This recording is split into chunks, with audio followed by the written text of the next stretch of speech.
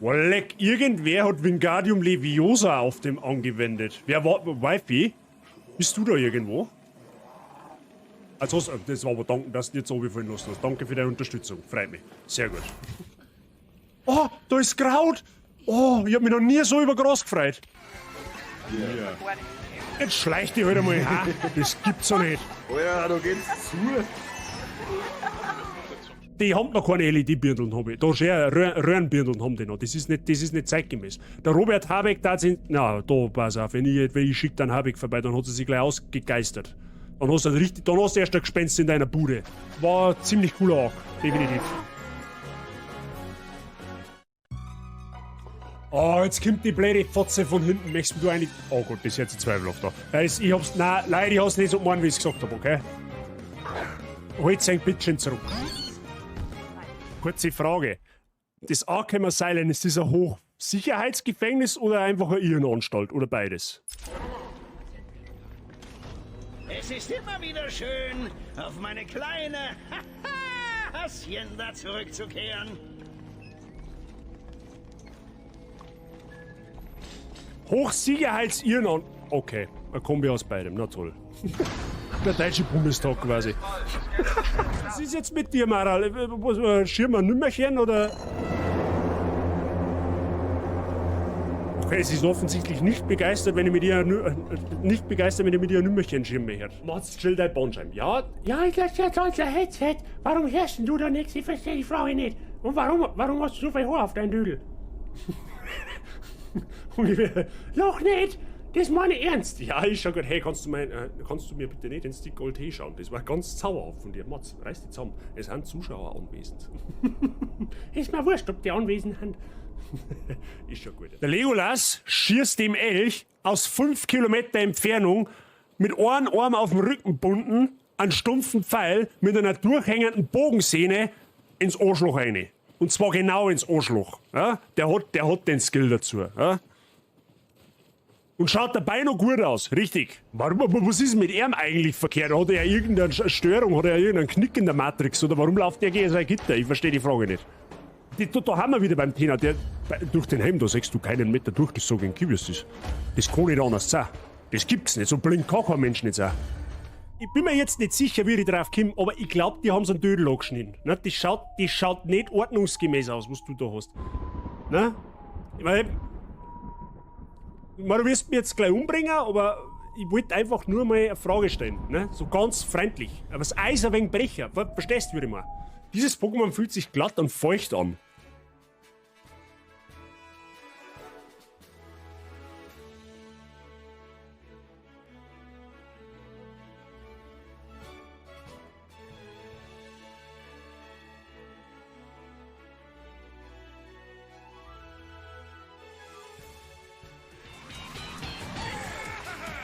Ja, seh!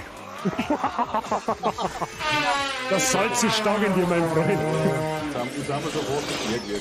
Batze in Elefantentanga und Nippelsternen. Let's go sich vor Lachen auf dem Boden wälzen. Batze in Elefantentanga und Nippelsternen. Jetzt wird's aber schon extrem. Also, ihr sollt's nicht die Viewer eher einen Kopf bumsen mit deinen. Also, so ein Unrealismus. Jetzt mach nicht dir zu, Grutze, fix, ich red mit meinem Chat, du hast jetzt Pause. Zupf dich. Ja, ist mir wurscht, scheiß auf Gegnerpräsenz. Okay, scheiß doch nicht auf Gegnerpräsenz. Okay, das war... Okay, da sollte man vielleicht nicht blindlings reinrennen. Ich war noch so jung. Du blöde Sau, du blöde.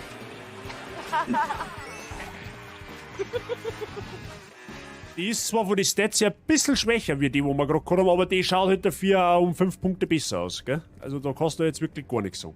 Ich mag das nicht mehr. Mehr Fashion ist mehr gut. Scheiß auf Stats, Hauptsache man schaut geil aus. Ist die oberste Devise in einem Soulspiel. Du bist es ist erwiesen, dass du automatisch schlechter spielst, wenn du scheiße ausschaust.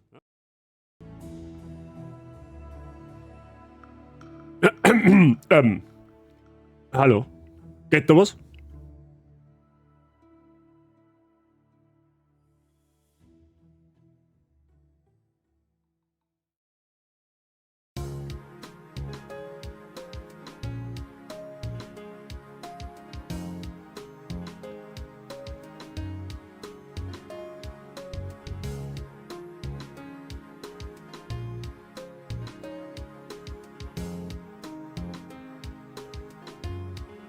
Ja, grüß Gott beieinander. Schon wieder. Irgendwie, haben wir gestern erst da gesessen? Ich weiß nicht. Grüß Gott beieinander, Mr. Cartman, der heute zum zweiten Mal der Erste ist. Der Herr Kutzewus, Frau Jassi ist auch schon da und der Herr Price ist auch schon da. Grüß Gott beieinander. Wie geht's euch? Ich hoffe, ihr habt einen zauberhaften Sonntag bisher gehabt. Ne? Ich hoffe, bei euch ist alles flauschig. Wie schauen wir aus? Alles Frau Weifi, grüß dich gut. Mahlzeit aus dem Fress kommen. Werde ich heute Abend haben. Wir gehen noch zum Griechen, kurzerhand. Grüß Gott. Wie geht's euch? Schön, dass schon da hat. Zauberhaft. Absolut zauberhaft. Ich sag schon, ihr habt Bock zum sagen, wie ich heute auf die Fresse krieg. Bin ich da richtig für Souls Profi-Gameplay? Nein. Also wenn du mich so direkt fragst, nein. Ich und Profi-Gameplay bei Souls, imagine. Bei uns schützt wird sau der Wahnsinn. Echt? Ja, bei uns hat er eigentlich auch mehr regnerisch gemeint, als das, was da bei uns heute stattfindet. Es ist immer so Sonne-Wolken-Mix. Also es regnet nicht, es ist warm. Ich glaube, wir haben so um die 22 Grad, 21 Grad, so um den Dreh. Aber regnet tut es bei uns tatsächlich noch nicht. So, er hätte es zwar gemeint, aber mal schauen, wo es hingeht. Keine Ahnung. Werden wir herausfinden. Aber ich glaube, es ist ein guter Tag zum Streamen. Tatsächlich. Es ist ein guter Tag, um Bloodborne zum Spielen, meine ich. Schön. Wird, glaube ich, zauberhaft. Ich glaube, einige oder viele von euch, glaube ich, kennen Bloodborne gar nicht, oder? Mal Hände hoch, wer kennt denn Bloodborne? Also, beziehungsweise wer hat es denn schon mal gesehen? Ich glaube fast, Bloodborne haben die wenigsten auf dem Schirm. Der Cartman kennt's, okay. Ja, Bloodborne. Es wundert mich eigentlich dass es so lange dauert hat, bis es on-stream spielt, tatsächlich. Ich hab wobei die Hoffnung gehabt, dass sie ein Remaster bringen, aber das werden sie nicht bringen. Ich hab nach 5 Minuten immer weggeschalten. Ja gut, das zählt als du kennst es nicht.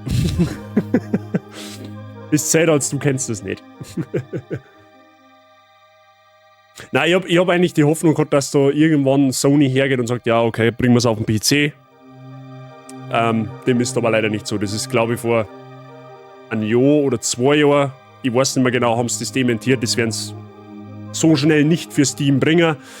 Wer weiß, vielleicht machen sie einen zweiten Teil. Keine Ahnung. Also, die Souls-Gemeinde, die schreit eigentlich noch am Bloodborne 2. Ich darf es feiern, aber das ist uns bisher verwehrt geblieben. Aber was noch nicht ist, kann ja noch werden. Schauen wir mal. Auf alle Fälle, wo ich sagen kann, dieses Spiel ist fucking düster. Also Souls-Spiele generell haben ja schon an und für sich nicht von Freudentränen bestückt. Aber Bloodborne ist noch mehr um eine Ecke düsterer. Also so richtig dunkel, gotischer Stil, brutal blutig, brutal abstrakte Gestalten. Ja, werd's dann sehen. Also es ist schon ein anderes Level. Nochmal. Weil wahrscheinlich der eine oder andere Souls-Spieler oder neu entdeckter Souls-Liker da ist, Jassi. Bloodborne kann ich dir empfehlen, das irgendwann zum Spielen. Ich darf es da allerdings zum jetzigen Zeitpunkt noch nicht raten. Bloodborne ist tatsächlich so die Vorstufe von Sekiro, wenn man so merkt. Ne? Also an alle Souls-Liker, die es noch, alle zukünftigen Souls-Liker, die es noch werden wollen, lasst euch da damit noch ein bisschen Zeit. Ne? Bloodborne, da müsst ihr ein bisschen Obacht geben. Das ist nicht ganz so ohne. Ja, da wäre perfekt, oder? Verb trifft's auf den Punkt. Souls-like-Spiele schaue ich viel lieber, als dass ich selber spielen tue. Da fehlt mir der Skill. Da gibt's, Cartman, da bist du mit Sicherheit nicht der Einzige. Es gibt einige in der Community, die sagen, hey, das schaue ich brutal gerne an, selber da das nicht spielen. Da bist jetzt zum Beispiel du. Bei der Wifi was ist, beim Dampfi was ist, beim YBO was ist. Die starten so ein Spiel wahrscheinlich nie angelangen, die schauen es aber recht gern selber an. Ja? Das ist bei mir zum Beispiel sowas wie mit Yu-Gi-Oh! Ich schaue das unfassbar gern an, ich spiele es ab und an einmal selber, aber competitive auf ein Level zum Spielen, da bin ich dumm dafür. Wobei ich aber schon sagen muss, bei so Souls-Spielen ist es eigentlich, es hört sich blöd an, aber es ist Übungssache. Das ist, du wennst einmal dich ein paar Stunden mit der Steuerung. Das Schwierigste an einem Souls-Spiel ist die Steuerung. Wenn du die Steuerung einmal heraus hast, dann geht's deutlich besser. Ich glaube, der erste kann da fast ein Liedl davon singen. Beziehungsweise, bei der Yassi hab's ich jetzt selber so schön beobachten können, wie man selber mal war. Ich hab ja, jeder Souls-Spieler hat ja irgendwann in seinem Leben einmal angefangen, Souls-Spiele zu spielen. Ne? Und da hat sich jeder Totschalt angestellt und jeder hat sich schwer da. Und ich finde das für mich so faszinierend, wie ich jetzt die letzten Tage so der Yassi bei Lies of P zugeschaut habe. Du hast von Stream zu Stream gemerkt, wie sie sich, wie die Lernkurven bei ihr nach oben geht. Das ist einfach Learning by Doing. Auf die knallharte Art und Weise. So. Wenn man den Fettfingern dauert, passiert an jedem. Das passiert an jedem. Wie gesagt, ich werde mich wiederholen. Und ich wiederhole mich da gerne noch 20 Mal, aber ich hab das ja schon das eine oder andere Mal gesagt, und was ich so aus deinem Chat gelesen habe, haben da so ziemlich alle der gleichen Meinung. Du machst das nicht schlecht. Also, wie gesagt, da haben sie anderen schon viel dümmer angestellt. Also du hast einmal das Potenzial, ein guter Soul-Spieler zu werden. Ne? Du bringst alle Voraussetzungen mit. Du hast Ehrgeiz, du verbeißt dich da drinnen, und das ist eigentlich schon mal eine Grundvoraussetzung, die du als Soul-Spieler haben solltest. Ja, wenn du das nicht hast, dann ist das nicht dein Genre, aber du bringst halt eigentlich schon mal alles mit, was du halt haben musst. Wenn du kein, sagen wir mal so, wenn Souls-Likes nichts für die warten, hättest du Lies of P schon längst abgebrochen. Aber das tust du ja nicht. Im Gegenteil, du bist eher voll addicted. Und dann bist du genau da in dem Genre richtig. Bei Mr. Wert, da weiß ich jetzt tatsächlich nicht mehr, ob er durch mich Souls-affiner geworden ist oder ob er schon war, bevor er mein Schund da entdeckt hat. Bei dem ist ja genau das Gleiche. Jeder, der Souls-Spiele spielt, der wird da das Gleiche sagen. Das ist einfach nur dahinter sitzen, versuchen, sich nicht zu hart zu frusten. Und dann geht das irgendwann von allein. Du wirst es halt recht schnell feststellen, ich werde im Bloodborne halt einige Male aufs Maul kriegen. Einfach weil ich das Spiel jetzt 9 Jahre nicht gezockt habe und die Mechanik doch wieder noch mal ein bisschen anders ist. Das ist aber kein Schand nicht, das ist ganz normal. Aber heute war kein guter Boss-Tag, meine ich. Es tut mir leid, wie gesagt, wir waren mal beim Frühstücken. Da haben wir vor einer Stunde oder so erst heimgekommen. Deswegen, ich werde mir es anschauen. Heute Abend, wenn ich ins Bett gehe oder so, werden wir da noch jetzt, ich werde so ein bisschen analysieren, was da Phase war. Aber es gibt so Tage. Wenn du morgen Lies of P spielst, dann läuft das wieder ganz anders. Das ist einfach manchmal auch tagesformabhängig. So. Aber das wird schon, tu dir nicht runter. Ich hab nicht die Geduld für Bosskämpfe. Dark Souls 1 gespielt, aber nicht lang. Ja, das ist ja die Kunst dran. Gerade eben die Bosse. So die normalen Haumtaucher-Gegner, die hast du ja irgendwann, die lernst relativ schnell. Aber die Kunst ist, dass du die Bosse lernst zu lesen. Das ist ja das. Das nennt man im Souls-Genre nennt man das Patterns. Ja? Was für Bewegung macht der Boss, wenn er die Zuckung macht? Oder was für Bewegung oder was für Schlag kommt, wenn der Boss so aushält, was für Schlag kommt, wenn er so aushält. Das ist genau die Kunst dahinter, dass du das lernst. Du entwickelst da quasi ein fotografisches Gedächtnis dafür. Du merkst von Mal zu Mal, je öfter du den Boss machst, aha, Moment einmal, da haut er 3 mit zu. Da kommen 5 Schläge. Da springt er einfach nur. Da kann ich durchrennen. Da muss ich wegrennen. Da muss ich auf die Seiten schreiben. Das kriegst du irgendwann alles ganz von allein raus. Wie gesagt, wenn du den Ehrgeiz mitbringst. Ich hab's angefangen, Motivation verloren, und durch die Streams beim Bazi habe ich wieder Bock drauf gekriegt. Herzlichen Glückwunsch. Aber es ist ja schön. Es ist ja schön. Weil per se das Soul-Genre, das ist schon ein verdammt gutes Spiele-Genre. Aber es ist halt nicht. Also, allein von der Welt und den Möglichkeiten und der Kreativität und der Fantasie, die wo da in den Welten auf die zukommen, das ist halt schon geil gemacht. Es braucht halt viel mehr Spiele, die wo so eine detailreiche oder halt. Wie sage ich denn? So eine tiefe Welt haben, sage ich jetzt einmal. Es müssten vielleicht noch ein paar Spiele auf dem Markt kommen, die nicht ganz so schwer sind. Ja, also, Paradebeispiel zum Beispiel ist jetzt ein Ghost of Tsushima. Das ist Beispiel in Grea. Das hat eine unfassbar geile Atmosphäre, unfassbar geiles Setting, eine unfassbar geile Grafik, eine unfassbar geile Geschichte, was bei Souls-Likes ja zweitrangig ist. Aber das ist halt nicht schwer. Das ist halt quasi so ein Spiel für jedermann. Ja, und solche Spiele braucht es halt mehr auf dem Markt. Bin einfach hin und her gerissen, geilstes und schlimmstes Genre, was gibt, meiner Meinung nach. Ja, es ist eine Hassliebe. Du entwickelst da tatsächlich wirklich eine Hassliebe dagegen. Das ist Fakt. Das ist bei mir so, das ist bei dir so, das ist beim Mr. Werber so. Man findet es geil, man kann nicht anders, aber man denkt sich halt, warum mache ich den Scheiß eigentlich?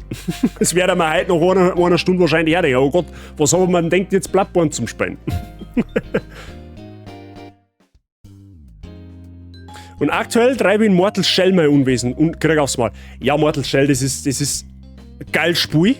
Hammergeil. Ist nicht lang, aber ist anders. Aber ist einfach anders.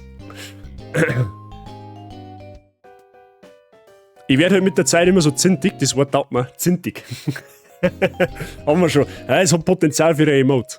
Mal schauen, vielleicht gibt es ein animiertes Zintig-Emote irgendwann. Mal schauen. Kriegen wir schon irgendwie. Ja, zintig ist einfach nur grantig werden. Grantig sau oder schlecht gelaunt. Zintig. Das ist. Schau, schon wieder eingebeiert. Sagst du das? Das wird perfekt. Wir kriegen irgendwie jeden irgendwie hin, weiß ich nicht. Der kann herkommen, wo er mag. Irgendwann, jedes beirifiziert irgendwann bei uns. Na gut, Freunde der Sonne, was ist jetzt Plan? Natürlich, wir werden halt jetzt gleich dann im Bloodborne starten. Ich werde halt ungefähr bis 5:30 live sein. Stream morgen wird stattfinden, allerdings früher. Wir werden morgen nicht abends streamen, sondern nachmittags, also wahrscheinlich so um die gleiche Zeit wie jetzt. Sage ich aber dann später was dazu, okay? Jetzt kümmern wir uns erst einmal ganz in Ruhe, die werde ich brauchen, um Bloodborne, okay? Es ist ein Deal und wenn wir mit Bloodborne halt fertig haben, dann schmerzen wir, was morgen los ist, okay? Ich glaube, das ist fair, wenn wir das so machen. Wir sind wir momentan am Haus, eine Baustelle nach der anderen. Ja, und nicht 3 gleichzeitig. So, jetzt passt es einmal an. Jetzt muss ich da erst einmal, weil das habe ich gestern fast übersehen, dass ihr da ja einen Ton habt. Ja, ohne Ton geht da nämlich nichts. Und ohne Bail geht da natürlich auch nichts. So, Freunde, das Dingen hier, wo ich meine Legend dann hinziehe, das muss man dann schauen. Aber ich glaube, dass die bei Bloodborne oben tatsächlich am besten ist. Kann auch sein, dass wir das noch marschieren müssen. Das müsst ihr mir heute dann sagen. Und wegen dem Ton sagt zwar bitte Abscheid. Ich habe jetzt den Ton einmal so eingepegelt, wie es Pokémon-Spiel gestern, weil Bloodborne ziemlich laut ist, tatsächlich. Auch da bitte gerne Feedback im Chat schreiben, wenn es Spiel zu leise oder zu laut ist. Okay? Das glaube ich, ist in Ordnung. 135 Stunden habe ich Bloodborne. Ja, 135 Stunden. Ich kann es euch kurz sagen, jetzt passt es an. Wenn ich es finde. Walleck, ich habe schon ewig keine Playstation nicht mehr gespielt. Da, Trophäen, da haben wir. Und wenn wir da mal schauen, irgendwo müsste Bloodborne sein. Ganz weit herunten, holy shit, du hast so viele Spiele gespielt. Lebt mich am Arsch. Wo haben wir denn Bloodborne? Ja, Bloodborne ist lang her. Da haben wir Bloodborne. Ich hab im Main Game habe ich 91%. Mir geht eine Trophäe, also wenn wir jetzt die Platin-Trophäe da herum natürlich mal wegrechnen, geht mir eine einzige Trophäe ab. Und das ist Lady Jana am Töten. Und ich sag's euch, wie es ist, ich bin echt am Überlegen, ob wir mir Bloodborne so lang spielen, dass wir on-stream die Platin-Trophäe holen. Das heißt, ich spiele mit der Idee, dass ich on-stream dieses Spiel platiniere. So viele Spiele, die noch Platin rufen. Du darfst gerne mal ein Jahr vorbeikommen und darfst was auf Platin spielen. Das ist überhaupt kein Thema nicht. Und Hobby-Tiere. Genau. Und, was wir auch da kannten, das DLC spielen. Ich hab tatsächlich das DLC selber noch nie gespielt.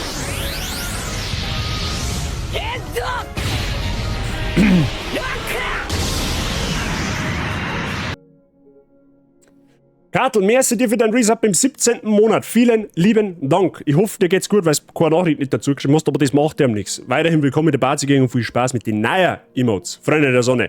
Ich glaube, wir starten mal.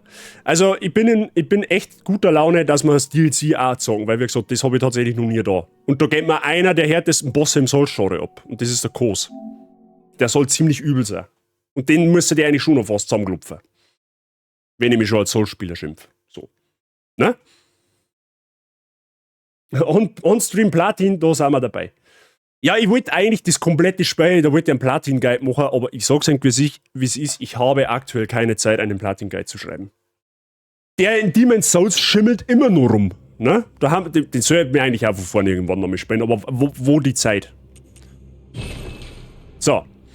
Ihr merkt sich schon, das Spiel begrüßt einem schon recht düster. Gut soweit, besser als mein Motorrad. Wie geht's? Sag mir jetzt bitte nicht, dass ich mit dem Motorrad geworfen hat.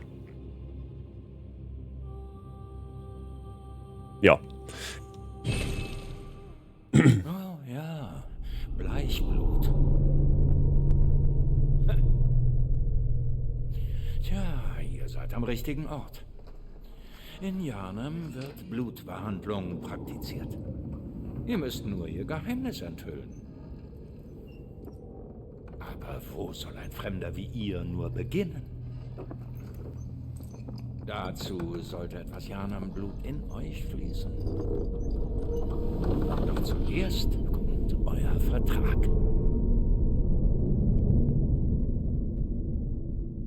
Mir wurde es im Stand umgefahren, gestern Abend Kupplung ab. Also du hast das Motorrad irgendwo geparkt und es hat da einer über den Haufen gesäbelt, oder was? Und dir feiert aber hoffentlich nichts. So. Das ist typisch für jetzt Soulspiel. Charaktererstellung werde ich mir nicht sonderlich stark aufhalten. Wir haben ein männlich, wir haben ein Reif, meine. Da kann man die Herkunft wählen, das ist quasi auch, das ist typisch From Software, das wiederholt sich in jedem From Software Spiel. Jedes From Software Spiel geht am Anfang nach dem gleichen Schema vor. Du wählst deinen Charakter, dein Geschlecht, deinen Namen, dein Alter und dann deine Klasse. Das ist quasi der Herkunft, sagt so ein bisschen quasi die Klasse im Bloodborne aus, obwohl es im Bloodborne per se keine eigene Klasse oder nicht so wirklich Klassen gibt. Ne? Das Einzige, was sich ändert, zeigt es auf der rechten Seite, das sind die Stats, die sich da ändern. Tatsächlich weiß ich, was ich schon für Waffen spielen möchte, nämlich einfach die Standardwaffen, die du ganz am Anfang kriegst. Das Sägehackbeil ist einer der besten und flexibelsten Waffen in dem Spiel, kannst du bis ins Endgame mitnehmen.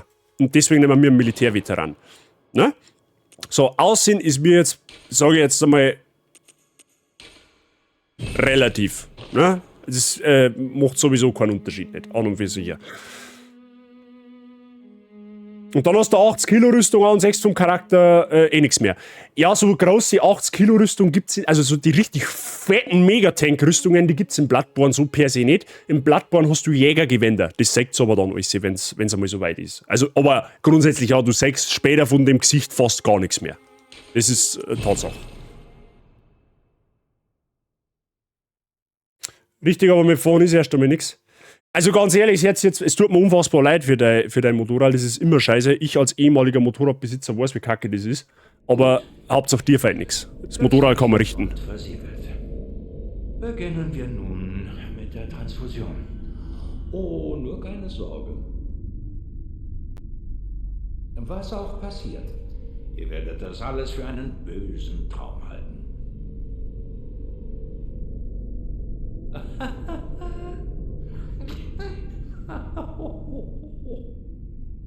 Nur, dass der schon lacht, der verdenkt schon die Alarmglocken angehen.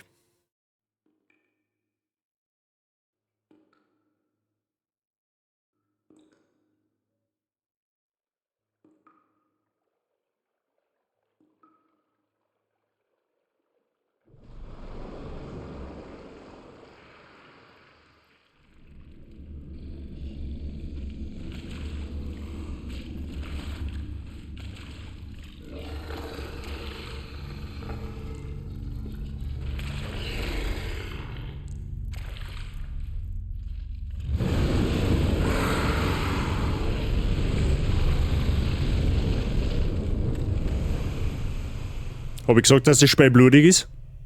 Falls nicht, jetzt wisst ihr es.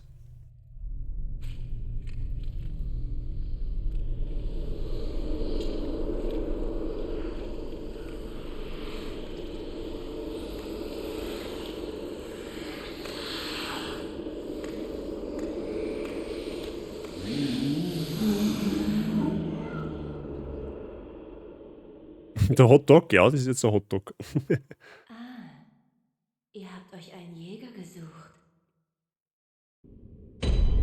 Freunde der Sonne und somit heiße ich euch herzlich willkommen in Bloodborne.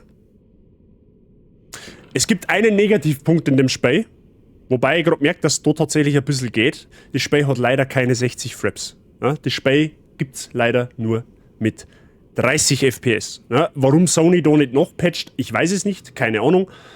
Aber nicht, dass sich einer wundert, hey, warum ruckelt denn das Spiel so komisch? Da kann ich nichts dafür. Das Spiel, also ich spiele die PS4-Version auf der PS5. Eine PS5-Version gibt's, warum auch immer nicht. Und ja, so schaut das aus. Ne? Bin jetzt schon hooked zum Zuschauen, aber du werdest, also wenn dir das jetzt schon taugt, da warte mal ab. Wie gesagt, sagt mir bitte Bescheid, wenn es Spiel zu laut wird, okay? Ich schaue aber wieder ein wenig auf OBS, aber es scheint gut gepegelt zu sein. So, wer sich fragt, ja, was ist denn da mit Tutorial, könnt ihr da einlesen, wo es geht. Es haben immer wieder so Hinweise auf dem Boden, manchmal. Da könnt ihr dann einlesen, wie die Steuerung geht. So viel dazu. Der Stream ist der perfekte Kontrast zu meinem Sims-Spiel. Ja, ich bring Bestien um und du bringst Mitbewohner um. So. Also, ich erkenne da Ähnlichkeiten. Okay. So. Da haben wir einen Wuffi. Plot-Twist. Da muss man sterben.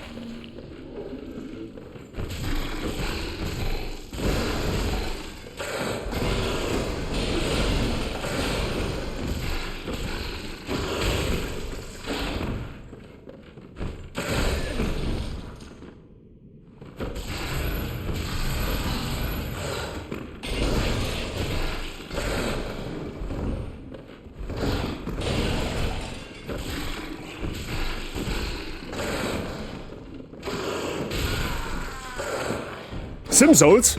Genau, Sim-Souls. Da wird ja der erste Gegner schon nicht hin. Ja, weil in Bloodborne das ein bisschen anders gehandelt wird. Normalerweise hast du immer einen Tutorial-Boss, bei dem du hops genommen wirst. Bei Bloodborne ist der Werwolf, der wo dich hops nimmt. Da sollst du quasi sterben. Warum sagst du jetzt gleich?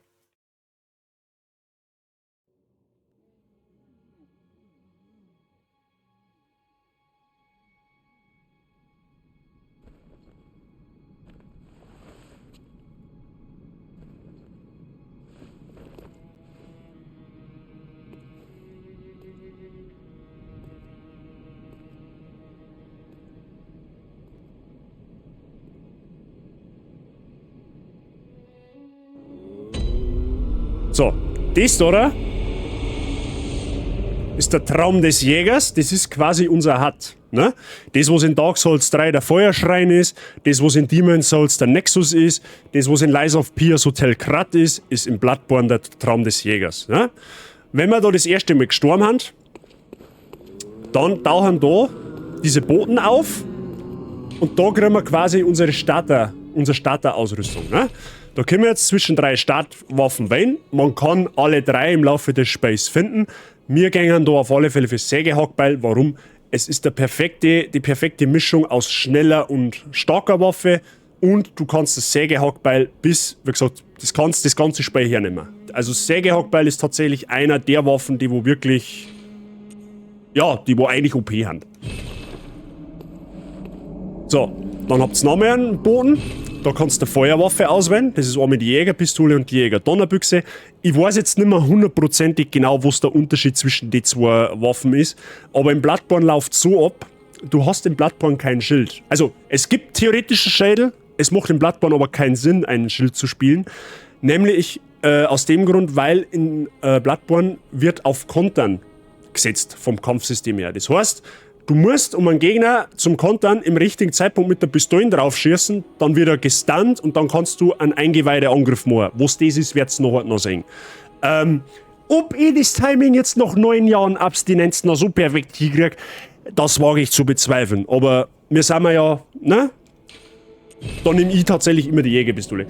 Kleine Random von Bloodborne ist neben Demon's Souls ein Spiel von From Software mit deutscher Sprachausgabe. Richtig. Da hast du recht, das habe ich da tatsächlich vergessen zu erwähnen. Bloodborne hat wie der Verb schreibt, als eines der wenigen Souls-Spiele eine deutsche Sprachausgabe. Die, by the way, absolut nicht schlecht ist. So, das Notizbuch ist für uns eigentlich irrelevant. Da kannst, wenn du online spielst und du laufst in der Welt umeinander, kannst du am Boden irgendwelche Randinfos hinkritzeln, so von wegen Achtung Gegner oder Achtung Hinterhalt.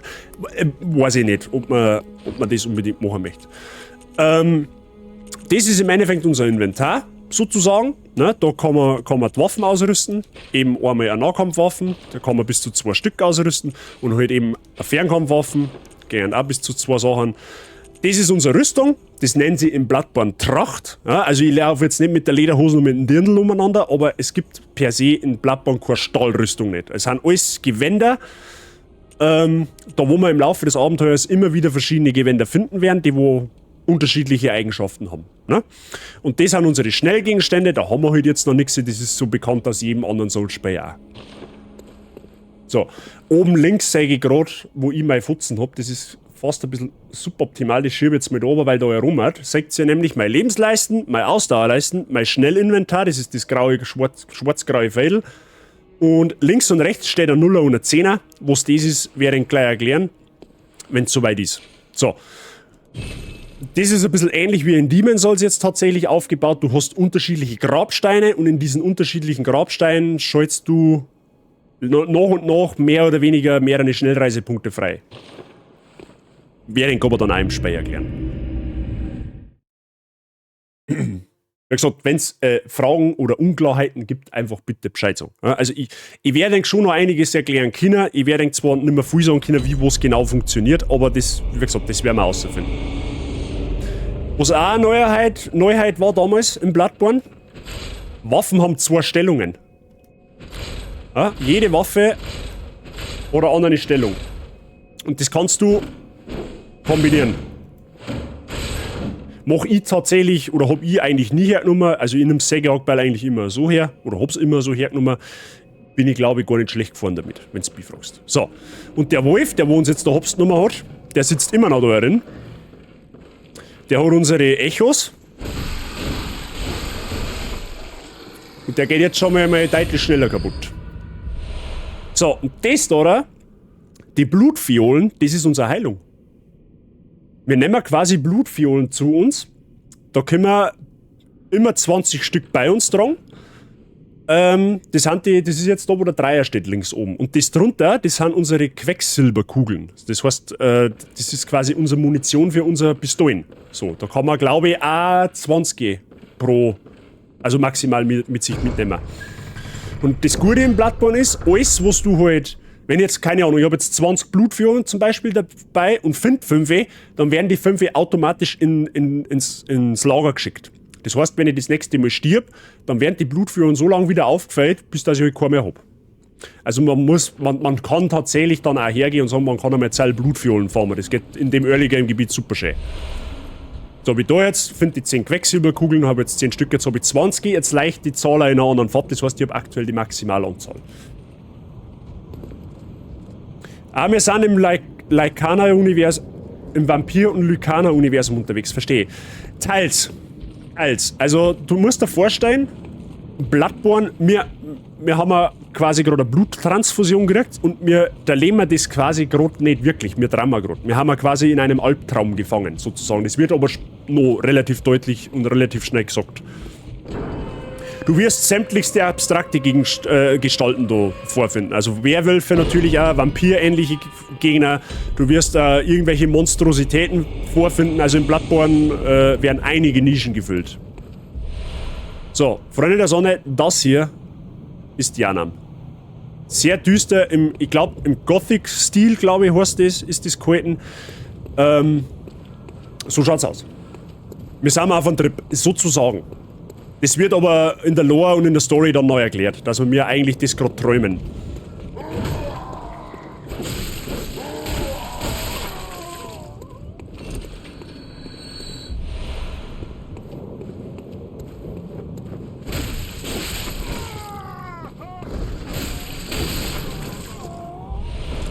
Molotov-Cocktail? Schaut so gut aus. By the way, weißt du, der Cartman gerade schreibt? Das Spiel ist 9 Jahre alt. Okay? Können wir es mal festhalten, das Spiel hat 9 Jahre auf dem Buckel. Gott, wie die Zeit vergeht. Heilige Scheiße.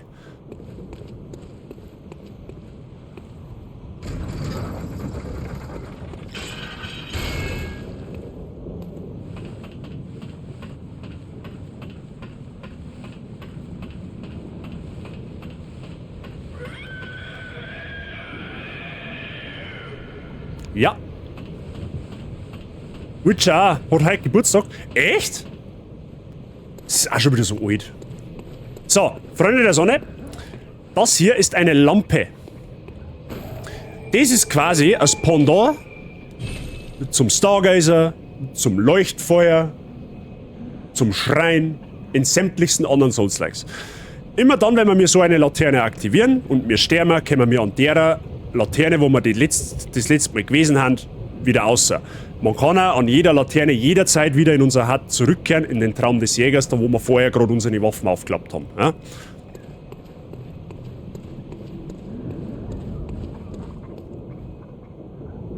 Baustil ist gotisch. Ja, ich war mir jetzt nicht mehr sicher, ob es gotisch oder barock ist. Aber barock, glaube ich, ist er deutlich heller.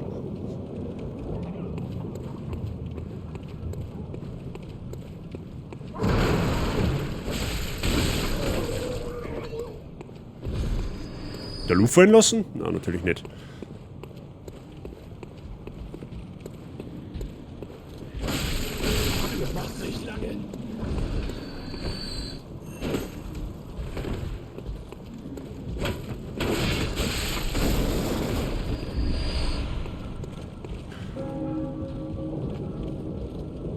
Ist pompöser mit mehr Gold? Ja, irgendwie so, glaube ich, war das. Also ich habe in Kunst leider nicht so gut aufgepasst.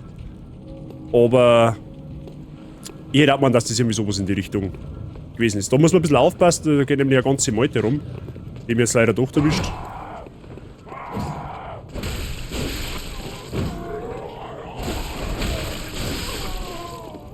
Gut, die anderen zwei interessiert es nicht. Man kann natürlich auch rennen, ne? Also ist hoffentlich schon klar. So, da hinten ist ein dicker Gegner. Den werden wir jetzt gleich mal probieren und dann sehen wir ob ich vom Timing her noch dran bin. Weil recht viel kaputt kann auch nicht. Der wirkt schon furchteinflößend, ne? Dann versuche ich mal, ob ich ihn kontern kann. Hey, sie. So, das ist jetzt ein Konter und das ist ein eingeweihter Angriff. Habe ich gesagt, dass es speilblutig ist? Ich glaube schon. Wenn du das Timing natürlich verkackst, ist blöde.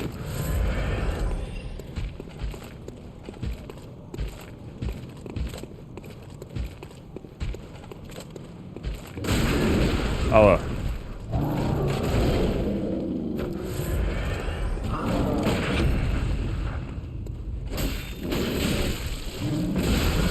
Okay. Ja, das ist, wie gesagt, das Timing. Das ist, wenn du das Timing wieder mal richtig drinnen hast, dann ist es überhaupt kein Thema.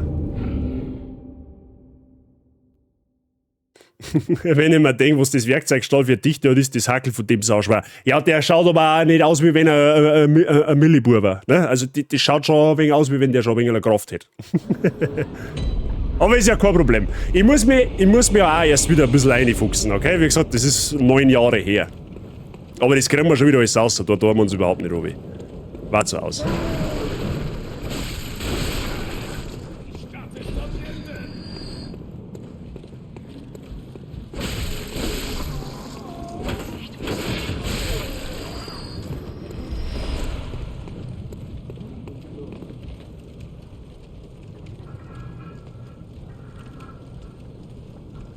Das Ding ist, das haben sie in Bloodborne nämlich auch eingefügt. Das gibt es jetzt mittlerweile in mehreren Souls-Teile. Gibt es vor allem auch in Lies of P.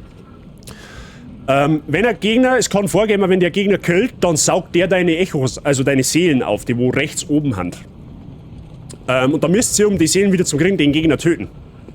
Andernfalls sind die Seelen weg. Und ich vermute jetzt einmal, dass der Bursche da unsere Seelen aufgesaugt hat. Wenn nicht, liegt da irgendwo Blutlache am Boden. Wie erkennt man das? Indem er leuchtende Augen hat. Natürlich hat der Depp jetzt eine Kapuzen auf, jetzt sagt man es nicht. Doch, sagt man. Er hat auf alle Fälle, der hat unsere Seelen geschluckt. Oh. Moment. Keksi! Boah, leck, schreck mich, du blöde Mistsau, du. Moment. Stirb. Keksi, danke dir für deinen Raid. Grüß Gott beieinander. Wie geht's euch? Andi, Habitäre. Wie war dein Stream? Willkommen zu Bloodborne. Alles zauberhaft bei euch. Jetzt habe ich ja gerade keinen Mod nicht da sitzen. Kreuz, C fix. Kann ich keinen Shoutout nicht machen. Können VIPs einen Shoutout machen? Wahrscheinlich nicht. Moment, ich mach das einmal schnell eben. Ne? Ich muss auch was für mein Geld tun. Ne?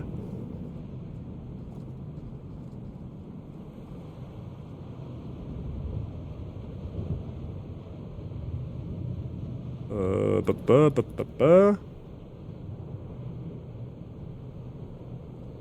glaube, das habe ich richtig geschrieben. Ja, ich hab's hingebracht. Leute, schaut mal bei der Keksi vorbei. Die macht sehr viel DBD-Content tatsächlich. Gern da mal draufschauen. Oh, und heute hat's Lego Harry Potter gegeben. Die Lego-Teile habe ich auch schon mal ins Auge gefasst tatsächlich. Und Deluxe habe ich dere. Also gerne mal bei der Kixi draufschauen, aufs Herzl drucken. Ist eine sehr sympathische Streamerin, wo ich leider selber viel zu selten schaffe, eine zum Schauen. So, jetzt schauen wir mal, ob wir den Dicken da nochmal hops kriegen.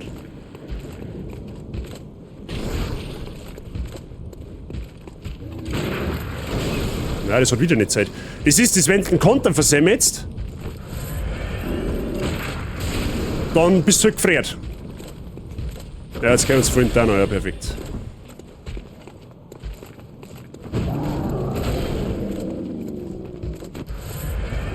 Wer hat denn die mit der Mistgabel aus dem Stall rausgelassen? Hat keiner gesagt, dass die Mülltonne aufgehört. So.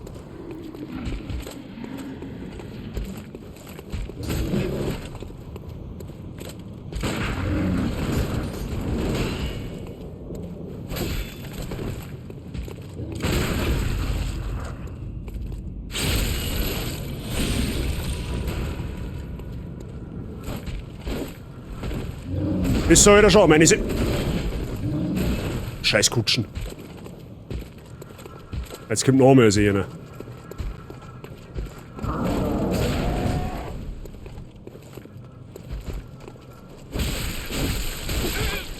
Ihr seid verflucht!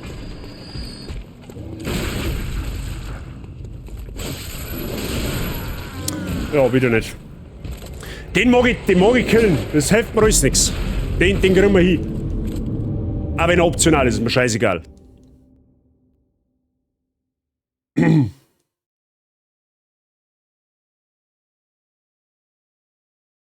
Henkerhandschuhe.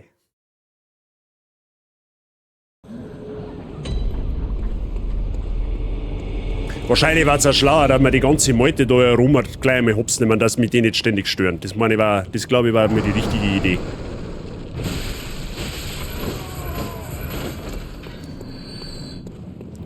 Der ist gut im Futter, das ist kein Boss nicht.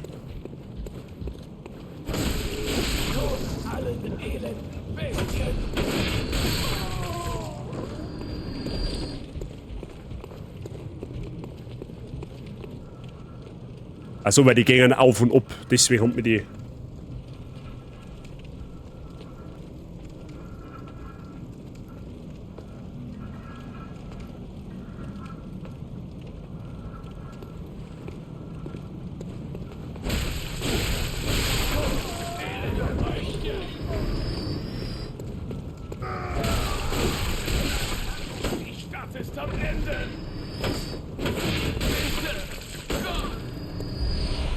Ja. Das ist mein inneres Ego. Der Dicke muss sterben. Das hilft der muss nichts.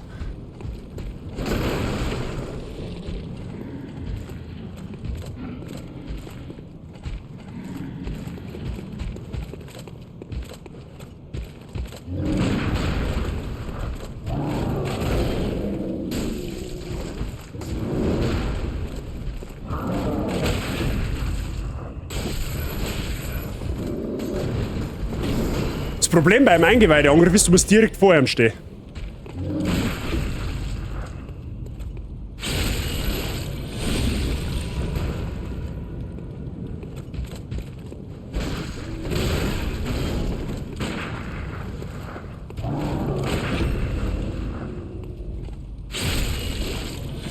Jetzt halt. Na, geht doch. Okay, sonst hat der nichts fallen lassen. Schade eigentlich. So, aber mein Ego ist befriedigt. Gehen wir weiter. Ja, wie gesagt, ich muss auch erst wieder ein bisschen reinfinden. Das ist alles so Zeitl her.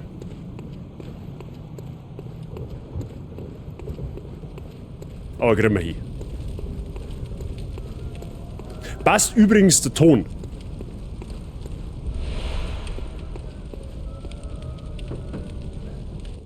Ihr, dieser Fremde?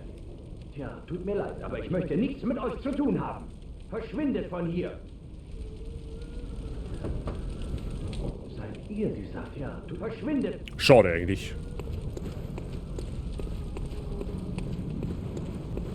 Super, wir haben einen Traum, wo uns keiner mag. Perfekt. Passt gut? Sehr schön. Elender Fremder. Niemand öffnet in einer Nacht der Jagd seine Tür. Verschwindet. Sofort. Aha. Wo kommst denn du jetzt wieder her mit deinem... Boah, leg mir Musch.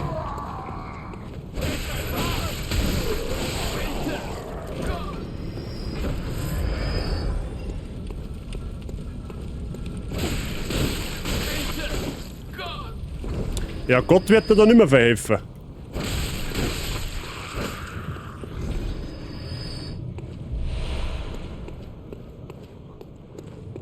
Ich hab Streams immer recht laut, ich bin kein Maßstab.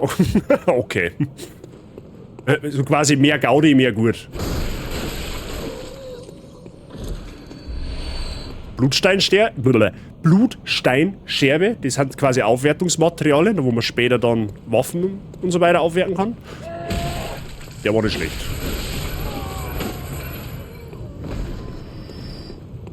Den habe ich jetzt nicht mehr können sehen. Ja, es ist aber auch natürlich wieder das Gute, dass ich es doch schon 9 Jahre nicht mehr gezockt habe, weil da überrascht mich halt jetzt wieder einiges, ne?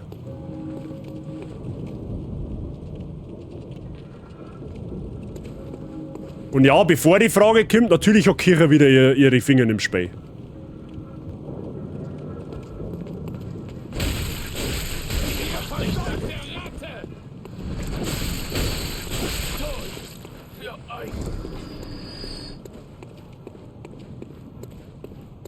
Ich vergiss sowas innerhalb von 1 Stunde. Ja gut, okay, ich mein, Bloodborne habe ich doch sehr, sehr lang gespielt. Ich weiß schon noch das eine oder andere. Vor allem, wann was für ein Boss kommt, das weiß ich schon noch. Aber so jetzt in so einzelne Passagen, wo hinter einem Eck so ein Gegner steht, das weiß ich tatsächlich nicht mehr. Dafür ist schon zu lang her.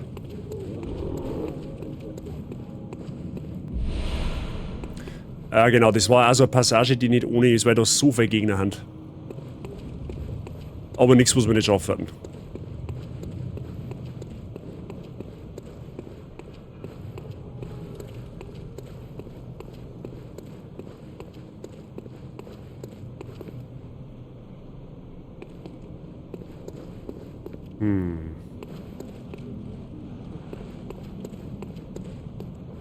Da ist auf alle Fälle links aufgegangen, aber ich bin mir jetzt nicht sicher, wenn ich da oben steht auf alle Fälle einer mit dem Gewehr. Jetzt bin ich mir nämlich nicht mehr sicher, wenn ich da aufgehe, ob ich dann alle triggert oder halt nur den Haufen herunter. Warte jetzt lieber mal schnell ab und schau, was da passiert. Nein, ja, wisst ihr gar nichts mehr. Ja, wie gesagt. Ja, eigentlich vergisst man was noch neu war, das stimmt tatsächlich. Oder eigentlich, ja, so noch ein Jahr oder so. Bei Resi 8 zum Beispiel war es ja das gleiche.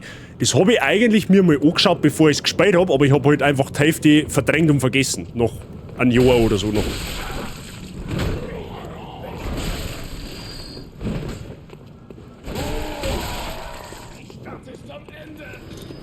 Ich glaube, dass du am Ende bist, wenn du mich fragst. Ah, da ist noch mal einer. Ah, da haben 2. Hallo! Weil der andere schaut einfach aus wie der Undertaker, ich weiß auch nicht. Ah ja, jetzt werden sie getriggert, okay. Kommt wieder mal einer nach dem anderen, Freunde der Sonne, ne?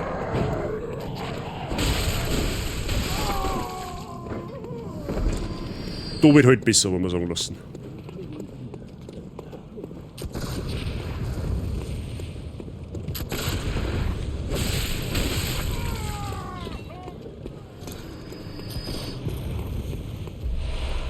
Kaltbluttau.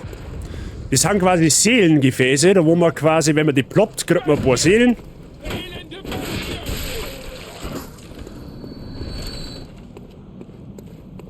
So, da war aber noch einer. Mit irgendeiner Buchsen, oder? Bist das du? Oh, ohne Scheiß, das weiß ich noch. Die Hunde, die wo da unten umeinander laufen, die sind jenseits von Gut und Böse. Das sind sicher die Mistviecher. Der Vorteil ist, die haben relativ schnell mit einer Pistole kaputt. Ja, kommst du jetzt zu da am Erfer oder was ist mit dir, Kollege?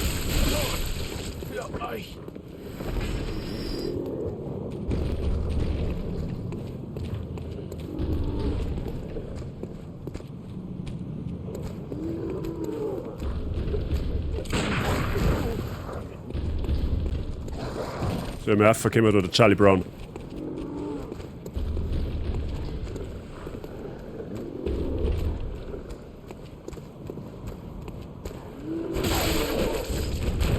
Ich mein, der Hund schaut auch nicht mehr wirklich aus wie der Hund, wenn du mich fragst.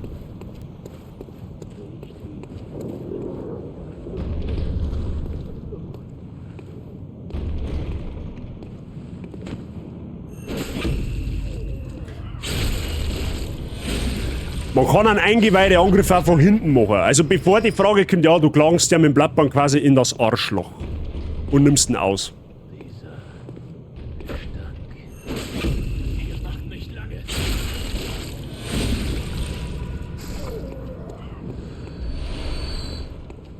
Ich glaube, ich habe Resi 8.3 Like gesehen und weiß nur noch den Fight mit der Dimitrescu und das komische Baby, wenn es überhaupt Resi 8 war. Ja, das war Resi 8. Und bei Resi 8 erinnert sich ungefähr jeder an die Vollbuser-D. Ne? Ich habe mich auch noch an die Vollbuser-D erinnert, aber an alles andere nicht mehr. Mal hallo. Die kannst du ja nicht übersehen.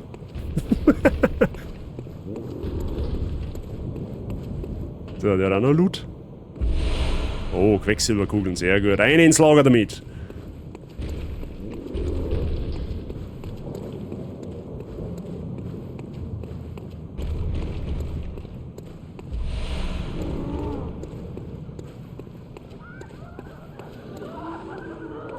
Ich will alles von Resi vergessen. Ja, als Liebhaber, klar. Ich glaube nicht, dass ihr von hier seid. Tja. Ihr sitzt draußen fest in einer Nacht der Jagd. Ah, ihr armes, armes Ding. Ja, die hat leicht drin, weil die in ihrer Bude hockt, oder? Dummes Saure.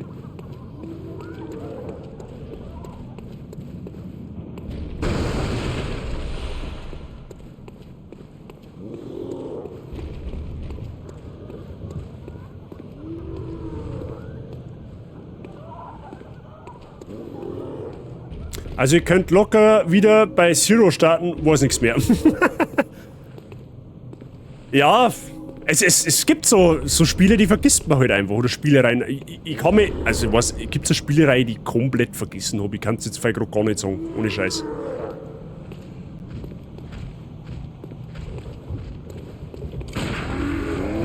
Aber...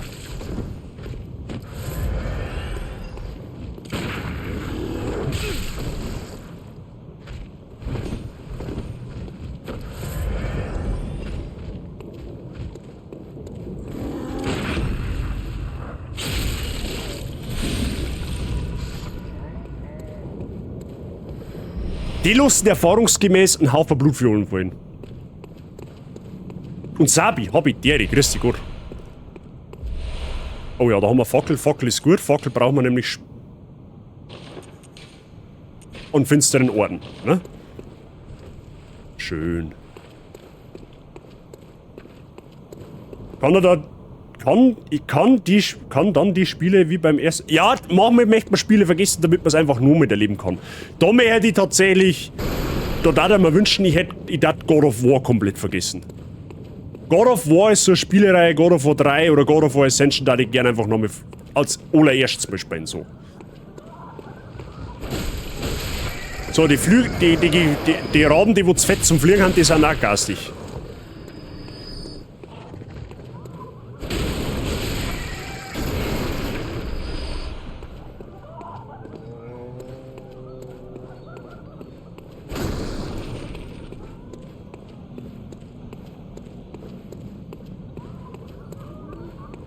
Sabi, wie geht's da? God of War 3, oder? Ja. God of War 3 einfach nochmal das allererste Mal spielen, ohne dass man es vorher kennt. Das wäre der Dream.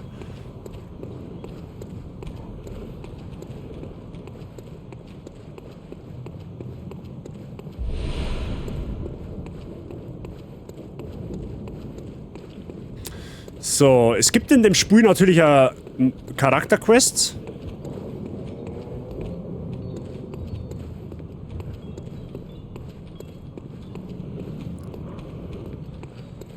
Muss mir aber dann auch nochmal umschauen, wo man wann wie lang gehen kann, weil da kann man natürlich ein paar optionale Gebiete da auch schon bereits abgrasen. Die Passage ist auch nicht ohne.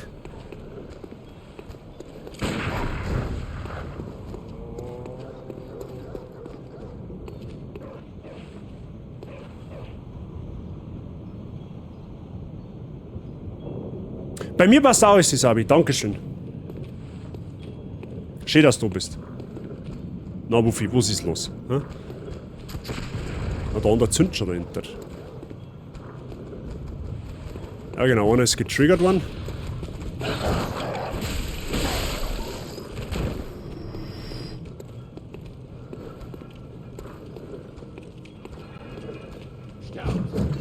Ja, komm mit dann runter. Ich lauf da jetzt nicht auf. So ist er feiner. Ah, draußen nicht, weil ich deinen Kumpel gekillt habe, oder was?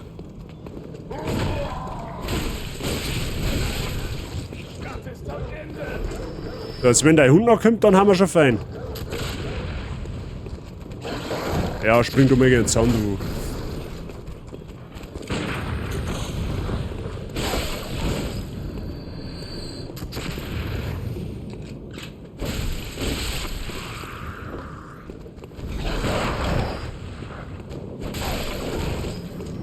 Haben wir schon. Oh, 6 Blue Fuel, das ist nice. Aber schon das HD-Remake? Ja, auf der PS4, ja klar, natürlich. Obwohl Classic auf PlayStation 3 war es halt natürlich. Da ist auch nicht mehr. So.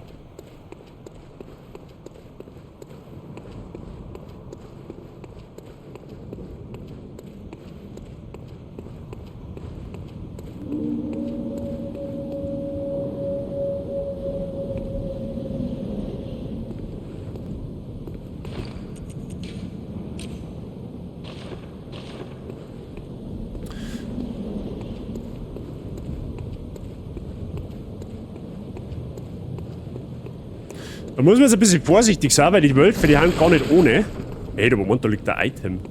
What? Ah.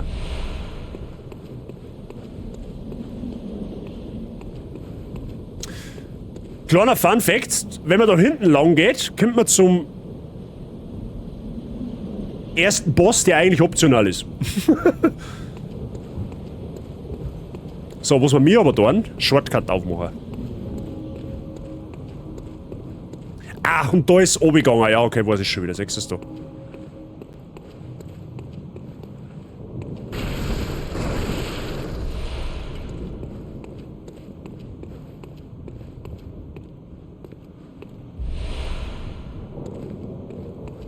Hä, war das nicht? Ach, das ist noch eins weiter vorn. Okay, never mind. I'm sorry.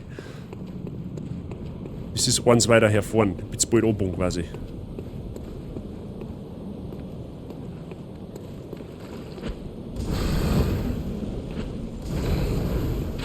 Aber.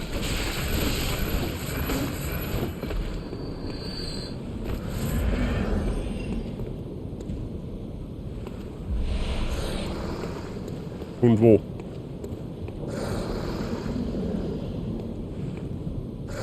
Ja, bleibst du jetzt da hinten drin stehen oder kommst du auch noch mehr?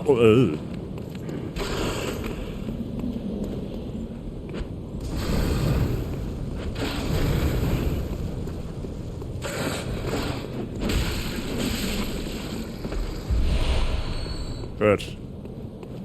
Feuer gegen Bestien, sehr effektiv, Freunde der Sonne. Merken für alle, die wo mal Bloodborne noch spielen.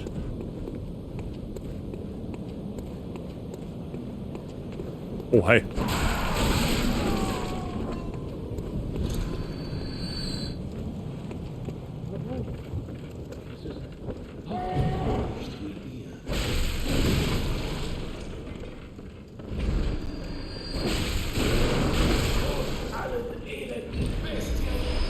Wenn ich ganz ehrlich sein darf, wenn das Bloodborne a Third-Person Hack-and-Slay war ich all in. Danke fürs Ausreißen von alter Gott.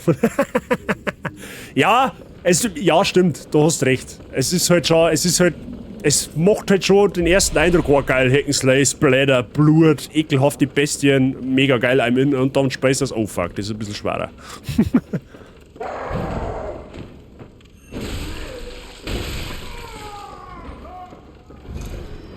So, er ist mit dem wahrsten Sinne des Wortes, das ist der Kanonenkugel Jenkins.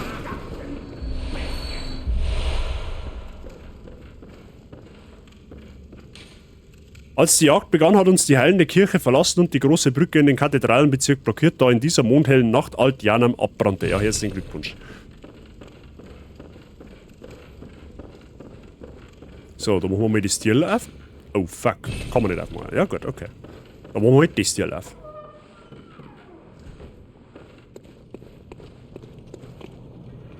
Da steht doch auch im Warner rum. Ach, ich wollte gerade sagen. Aber.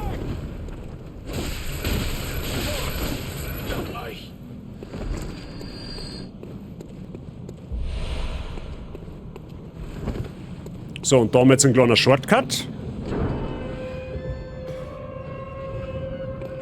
Und da haben wir wieder an der Laterne. Backtracking in dem Spiel wird meistens belohnt. Holy shit, die schwitzt schon wieder Teufel. So, jetzt schauen wir mal, ob ich zufälligerweise die Puppen schon hernehmen kann zum Aufleveln. Weil mit 3000 so Dinge umeinander rennen, das ist halt jetzt auch nicht so. Nein, natürlich geht noch nicht. Kann ich bei dem Händler was kaufen? Ach lol, bei dem kann man auch Blutfiolen kaufen. Und Mollys. Okay. Net to know. Ja, weiß ich halt alles nicht mehr, ne?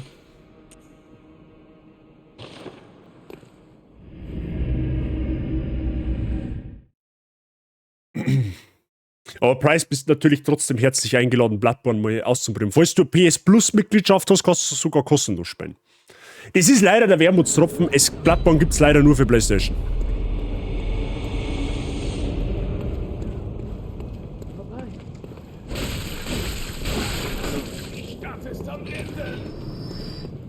So, jetzt schauen wir uns einmal da unten ein wenig um. Und bei den Viecher habe ich immer Blutviolen gefarmt am Anfang. Das Problem ist, die auch nicht zu zweit.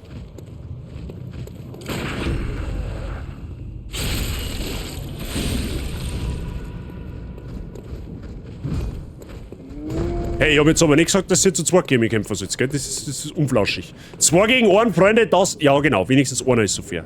Geh du da mal... Ja, du kannst herkommen, das ist in Ordnung. Oder mit unten bist, Drecksack. Hey, Sie, ich bin noch nicht fertig mit einem Hallo. So. Achso, jetzt habe ich keinen eingeweihten Angriff machen können, weil ich durch Kugel gestorben ist. Okay, ist fein.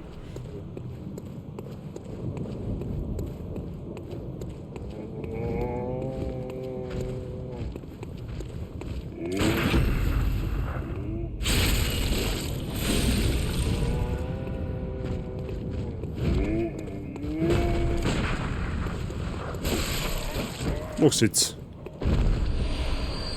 Es ist schon langsam, ne? Es ist schon langsam so ein bisschen, wird's.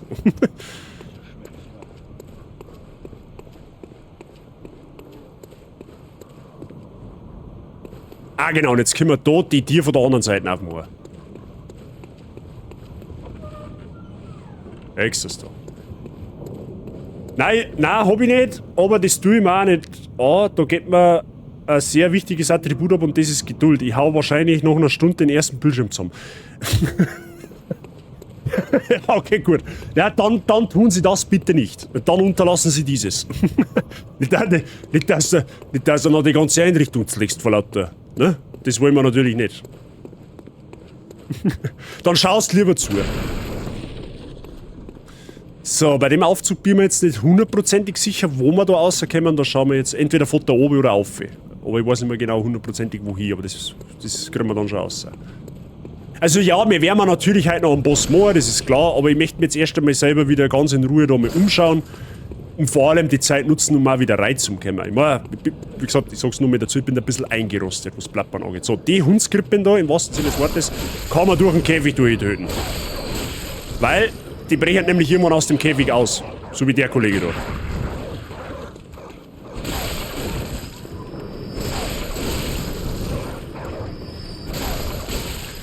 Ganz ehrlich, wenn du auf einmal mit 6 so Köter auf die zurennen, das willst du nicht.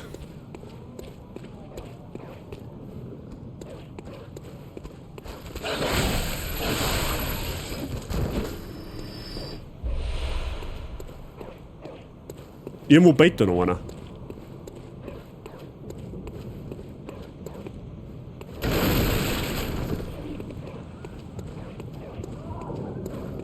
Genau, da ist es noch in einen unteren Bereich gegangen. Dann fahren wir erst einmal mit dem Aufzug. Ich glaube, ich weiß, wo wir dann da rauskommen. Halt's Maul. Ihr seid ein Jäger, nicht wahr? Und, tja, kennt ihr einen sicheren Zufluchtsort? Mhm, das kommt später. Das ist quasi eine Charakter-Questline. Können wir uns später anschauen. Da haben wir noch nicht. Da haben wir noch ein bisschen weg davon, tatsächlich. Aber Freunde der Sonne, was ist denn so gerade für die Leute, die Bloodborne eigentlich nicht kennen, was ist denn so erster Eindruck? Ja? Wie taugt's denn so? Jetzt mal rein aus Zuschauerperspektive, ne? Ist schon sehr düster. Gerät funktioniert nicht, derzeit. Also funktioniert. Okay, ja, dann hat sich das auch erledigt. Ja gut, dann müssen wir zuerst oben. Hilft doch eh nicht.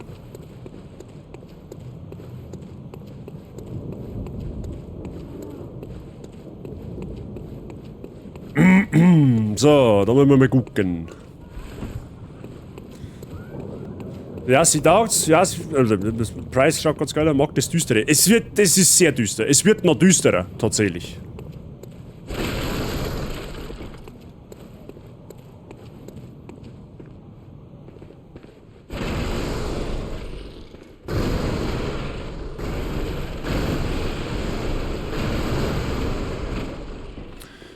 Ach, das ist die Passage, ja. Okay.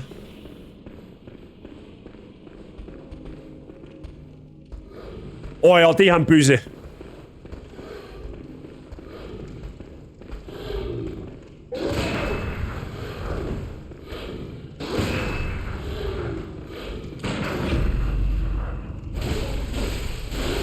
Ach, die halten eh gar nicht mehr so viel aus.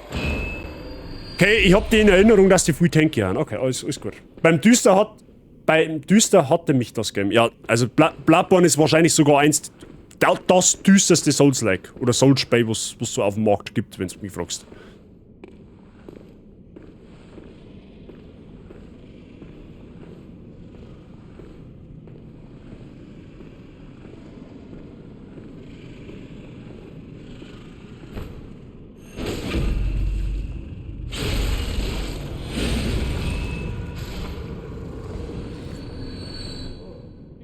Gibt mir aber schon stellenweise an Lies of P zumindest... So, ja, klar. Das ist in Lies of Peace. Wer schießt du?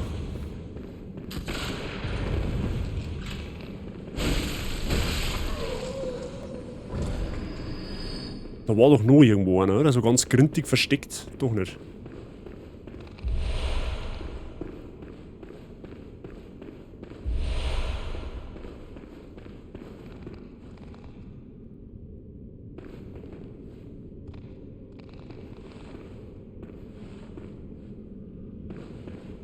Das sind honeste. Ja, sie bei dir merkt man es halt so wirklich.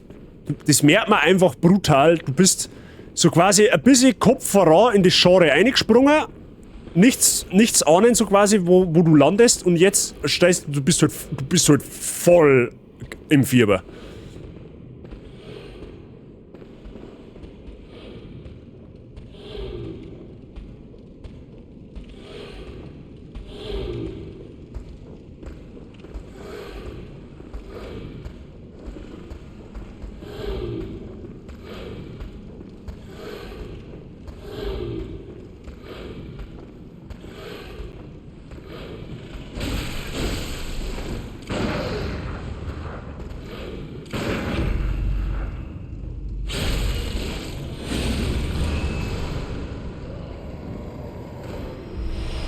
Aber das ist gut so. Ja, sie glaubt mir das. Das ist gut so.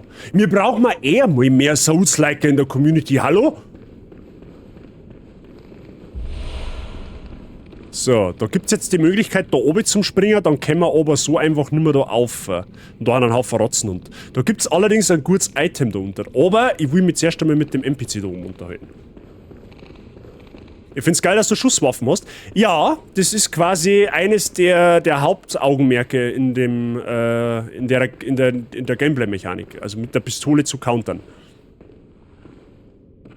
So, jetzt bin ich... Aha.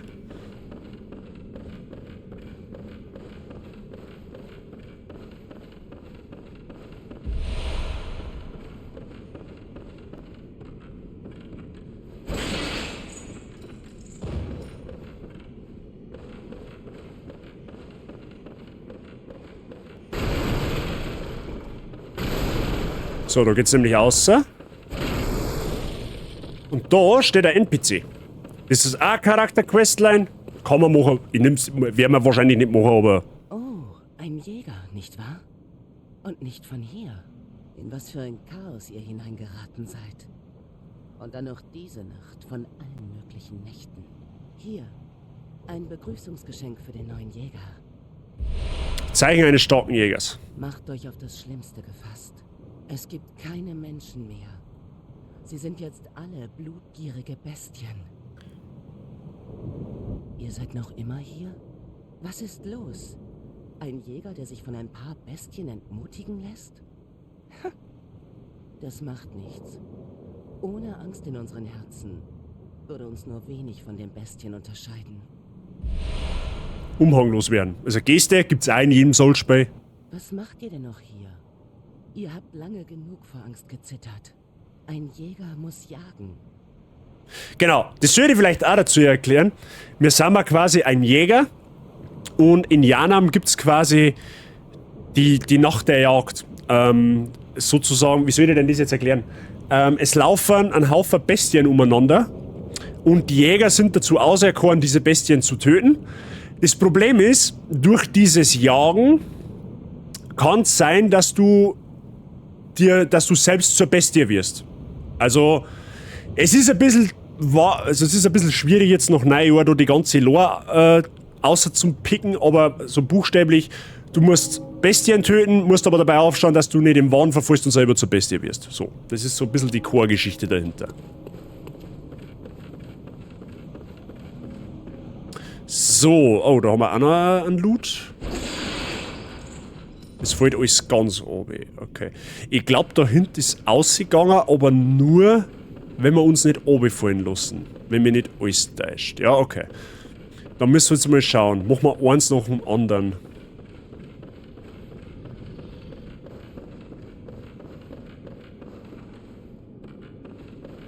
Achso, ich komme ja... Achso, ja lol. Okay. Ich komme ja da jetzt gar nicht aussehen. Ich muss ja da hinten irgendwo oben.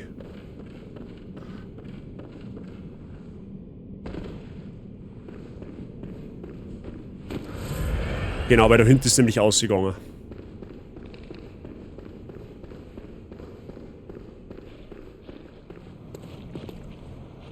Genau, und dann ist da hinten irgendwo ein Lorter und da kommt man dann aufhören auf den Aufzug hin.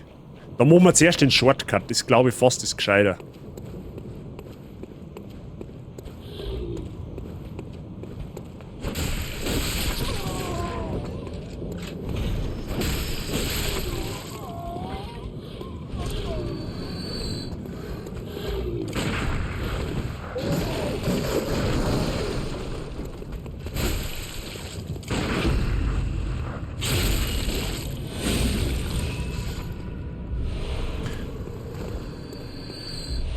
Okay.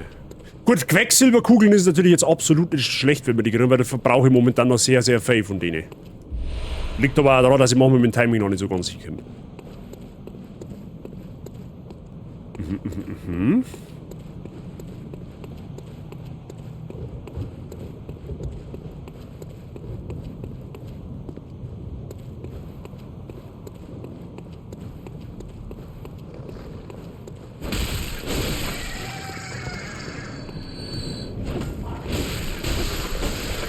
Also ganz ehrlich, wenn ich einmal ein Rabe über den Weg lauft, der messerscharfe Zent hat, dann lauft's. Ganz schnell. Was, wo? Vogel. Ah, da ist er.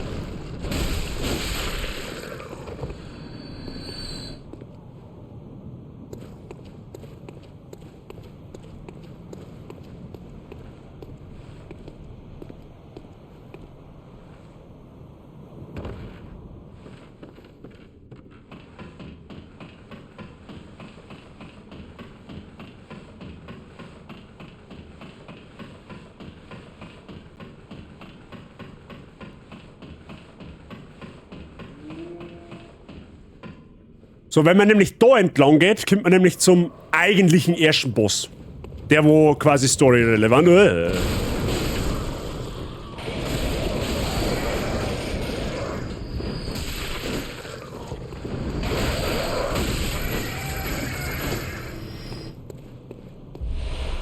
Wissen des Verrückten. Das ist gut, weil es gibt nämlich neben Seelen noch was anderes, nämlich Wissen oder Einsicht, glaube ich, heißt das. Und wenn man das hat, je mehr Einsicht du kriegst, umso schwerer wird das Spiel. Du kannst aber die Einsicht auch ausgeben. Da öffnet sich dann später ein Shop. Und sobald du einmal Einsicht gekriegt hast, kannst du, glaube ich, deinen Charakter aufwerten, wenn mich nicht alles täuscht. Die Lebensleiste ist auch nur ein Zentimeter, oder? Ja, die wirkt tatsächlich etwas dünn und etwas klein, das stimmt, aber das ist, ja, das ist im Endeffekt auch nicht anders wie bei alle anderen Souls-Likes. Das skaliert halt ein bisschen anders. Verdammter Fremder. Ihr wollt mich dazu bringen, die Tür zu öffnen? Oh Himmel, diese Verdorbenheit. Captain Einsicht von South Park, ja, genau so ungefähr. Weil ich gerade ein wenig am Bladeln bin, wir hast den Lords of the Fallen gefunden. Welches jetzt? Das neue oder das von 2014?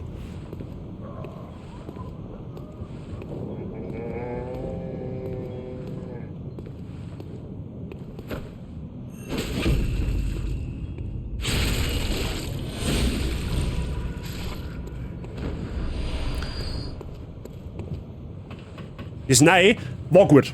War gut. Also ich hab Freude gehabt damit. Es hat ein bisschen mit Performance-Problemen zum Kämpfer gehabt, aber an und für sich kann ich eigentlich über Lords of the Fallen nichts negativ sagen. Also ich hab schon gut gefunden, tatsächlich.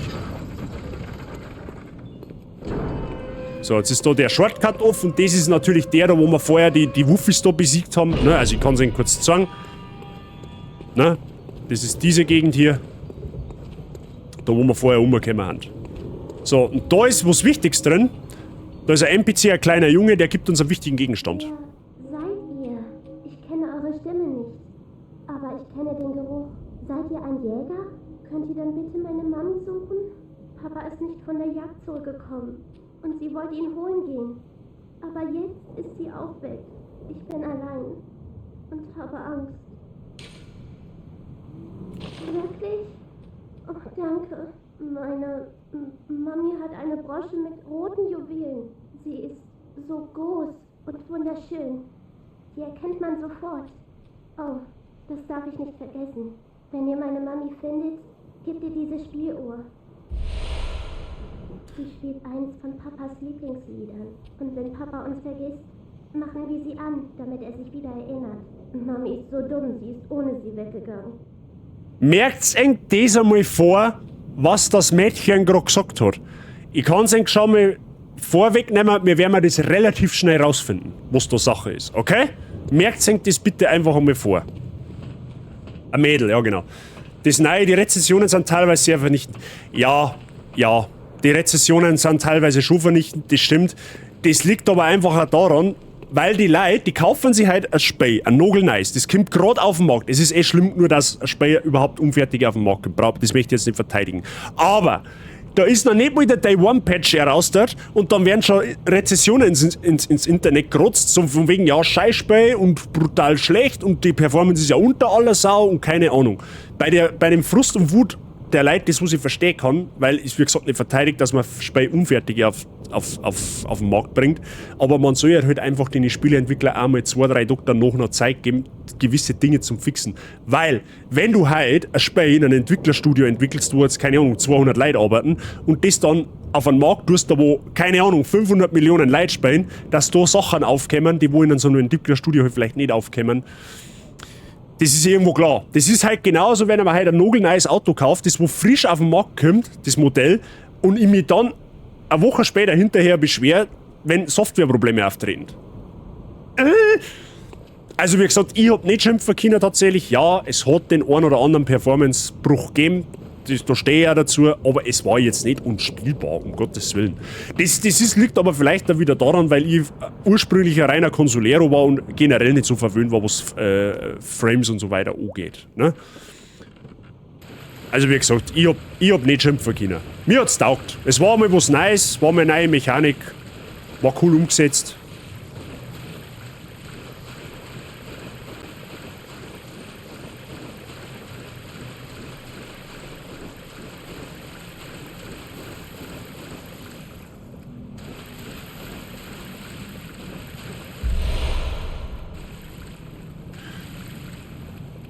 Da kann ich mich jetzt gar nicht mehr so erinnern.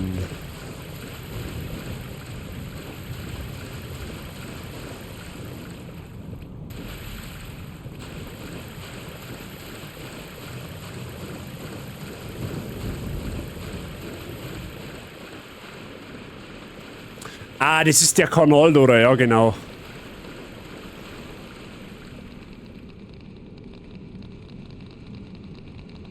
Ah gut, das muss man dreimal machen. Du kannst einmal nur links und einmal nur rechts überspringen. Okay.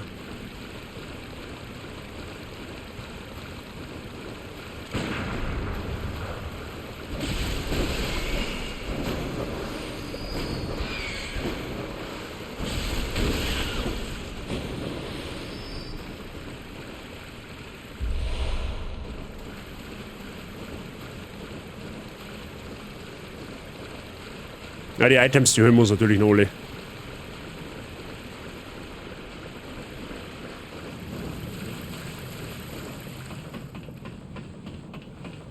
Oder kommt man da zurück? Moment, ich gucke.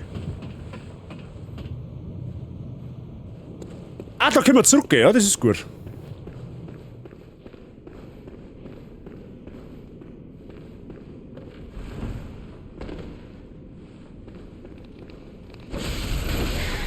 Genau das gleiche. Wenn im Garten einmal so eine große Ratz über den Weg läuft, dann lauft's.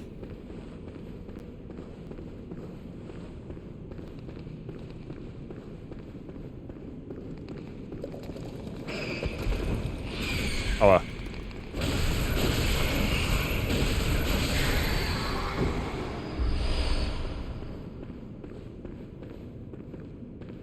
Okay, da haben wir es. Dann müssen wir nun auf die andere Seite noch mehr.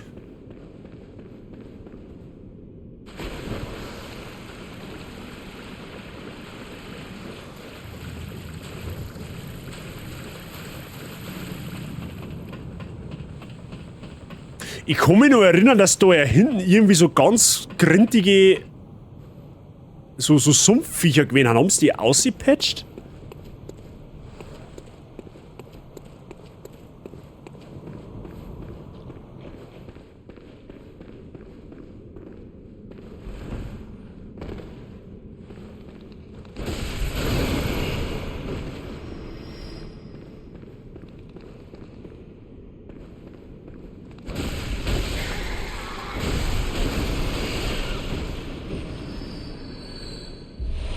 Sägespeer. Da findet man Waffen drin. Und ich glaube, dass da ja vorne irgendwo noch eine Rüstung gegeben hat. Beziehungsweise ein Gewand. Rüstung per se gibt es ja in dem Spiel nicht.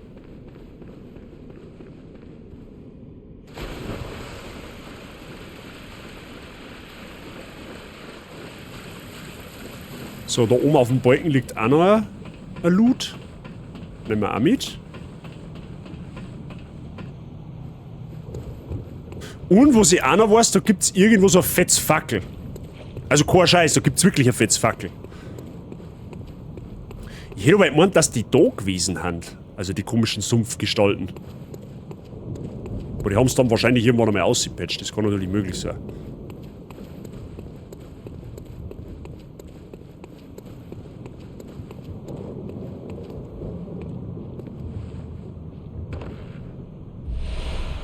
Blutsteinschere nehmen wir mit. Ach, die waren da herunter. Ah, okay. Ah, und da war das Fackel drin. Genau. Genau, die Dinger, die haben nämlich Tanky ohne Ende.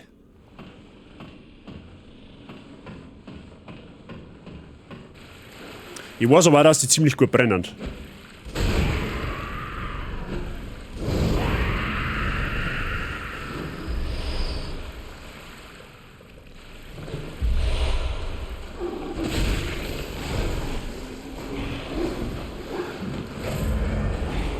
Und das Vieh.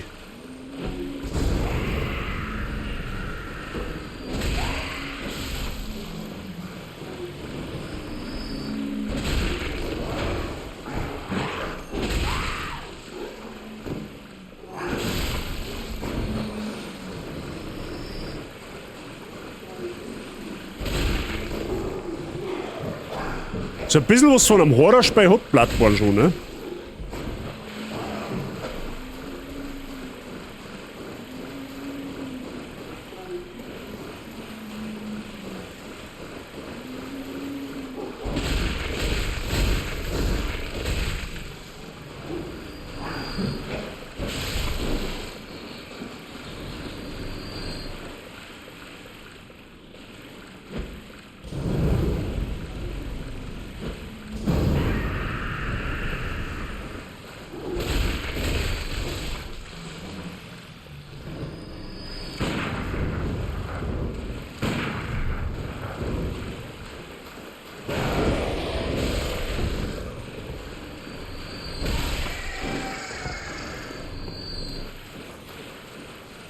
Okay.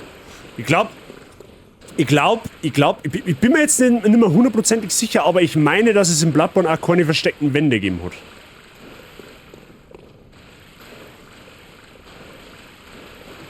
Genau, da hinten ist die fette Sau. Die sieht man jetzt vielleicht, also wenn man durch den Tunnel durchschaut, ganz da hinten, da sieht man so einen leichten Schatten. Das ist ein richtig fettes Schweiners.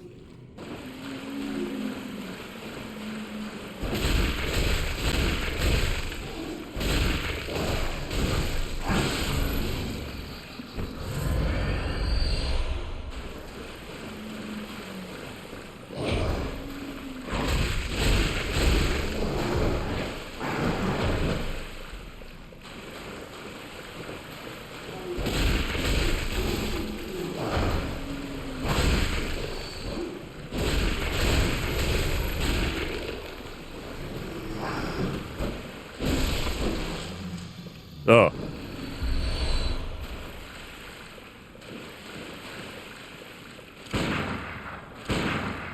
Wie jetzt?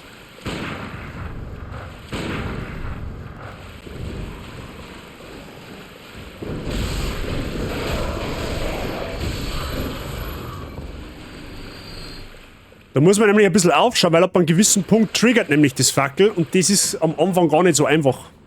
Das werden wir erst einmal noch unterlassen. Da hinten, glaube ich, gibt es irgendeinen Blutedelstein, wenn mich nicht alles täuscht. Aber das lassen wir erst einmal noch sein. So. Und da können wir jetzt den Aufzug aktivieren, wenn mich nicht alles täuscht. Da wo wir vorher nicht haben runterfahren können, ne? Also sprich, haben wir wieder einen Shortcut. Also ein bisschen was weiß ich schon noch, ne? Nicht alles vergessen. Ich hätte aber auch gemeint, dass es da unter Rüstung gibt.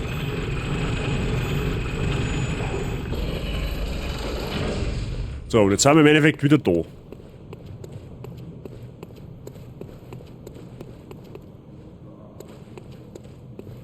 Mir wundert es jetzt eher, dass wir bei der Rundreise nicht hops gegangen sind.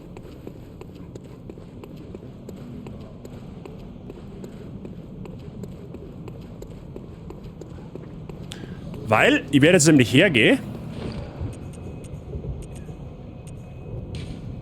Werde nämlich jetzt auch so ein Wissen des Verrückten zu mir nehmen. Na, warte mal, wie ist denn das noch mal gegangen?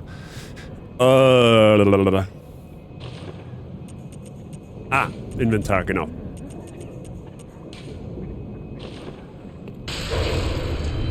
So, jetzt seht man da unten, also rechts oben im Eck, ist ein Augensymbol. Das ist die Einsicht, die ich erwähnt habe. Da habe ich jetzt eine Einsicht. Und sobald ich mindestens eine Einsicht habe, kann ich normalerweise die Puppe im Traum des Jägers benutzen. Der müsste sich jetzt ein bisschen verändern, sozusagen. Genau. Eigentlich ist es gedacht, dass du erst am Boss legst, bevor du dann da die Puppe verwenden kannst. Schalldämpfer beendet diese Arten von Kooperation. Genau, das ist fürs Koop. Da kannst du quasi in andere Welten eindringen oder halt Koop spielen. Und da haben wir auch noch Apps. Alte Jägerglocke. So, und da ist im Endeffekt jetzt die Diof. Und das ist unser Inventar. Da kann man halt einlagern oder auslagern. Es gibt, ich soll jetzt dazu erwähnen, es gibt einen Glitch in dem Spiel. Der funktioniert bis heute. Es gibt nur 2 Voraussetzungen, um diesen Glitch zu machen. Der Glitch, was macht der? Der macht Spiel brutal einfach. Also für Leute, die wo Bloodborne gern spielen hatten, aber halt nicht so den Tryhard haben möchten, die können den Glitch machen. Voraussetzung dafür ist, du brauchst eine Disk-Version von Bloodborne. Also sprich, eine PlayStation 4 und eine Disk dazu. Sonst funktioniert es nicht. Es geht mit Online-Versionen nicht. Was muss man machen? Das glaube ich, habe ich schon mal verzeiht. Das ist ein sogenannter Item Duplication Glitch. Man geht im Endeffekt her, man installiert Spiel, aber man muss in der Rohversion spielen, also sprich in der Version 1.0. Das heißt quasi, du legst die Disk ein, installierst Spiel, brichst aber das Update vom Spiel ab, sodass du die Version 1.0 hast. Wenn du das da hast, dann erstellst du 2 Charaktere. Der eine dient nur dazu, um den Glitch auszuüben, und der andere ist dann euer Main-Charakter. Der Charakter, der nur zum Glitch ausüben da ist ihr müsst so weit spähen, dass ihr dort auf diese Kiste zugreifen könnt. Also sprich, ihr braucht so eine Einsicht, dann öffnet sich die Tür. Ihr kauft einen Kieselstein und legt diesen einen Kieselstein in diese Truhe. Okay? Dann lockt sie euch mit dem Charakter aus und meldet sich im Endeffekt mit dem Main Charakter an. Was ihr dann dort ist, ihr sucht ein Item, wo es ein Seelen gibt, also Kaltbluttau zum Beispiel, findet man im ersten Gebiet noch 2 Minuten Spähen. Und legt dieses Item mit dem Main-Charakter auch in diese Truhe. Dann geht's ihr zum Händler, der wo da unten ist, also im Traum des Jägers, kauft 99 Kieselsteine und transferiert die sofort in eure Box. Wenn ihr dann wieder zu eurer Box hingeht, mit einem Main-Charakter, habt ihr 99 von dem Item, was ihr da reingelegt habt. Und das könnt ihr immer und immer und immer und immer wieder machen. Natürlich irgendwann, wenn du halt nur die kleinen Seelen da reinbackelst, steht halt irgendwann, was aufleveln angeht, an. Aber du kannst halt dann, sobald du halt schwerere Seelensteine findest, kannst du das genauso machen. Ich hab das einmal damals, nachdem ich es durchgespielt habe, aber das mal gemacht mit einem Blutsteinbrocken. Das ist das höchste, mit dem Blutstein-Dingenskirchen, wo Stufe 15 ist oder so. Da kriegst du, glaube ich, wenn du den ploppst, 30.000 Blutechos und wenn du das mal in 91 ploppst, holy shit, da kriegst du so viel Blutechos, das ist geistesgestört. Aber das war halt so quasi der Easy-Modus in dem Spiel. Das kann man machen, nimmt aber halt natürlich dann die Herausforderung, weil du halt alles gnadenlos weggehaust. Blutbrocken. Ja, genau. Irgendwie glaube ich, so hat der geheißen. Ihr müsst der neue Jäger sein.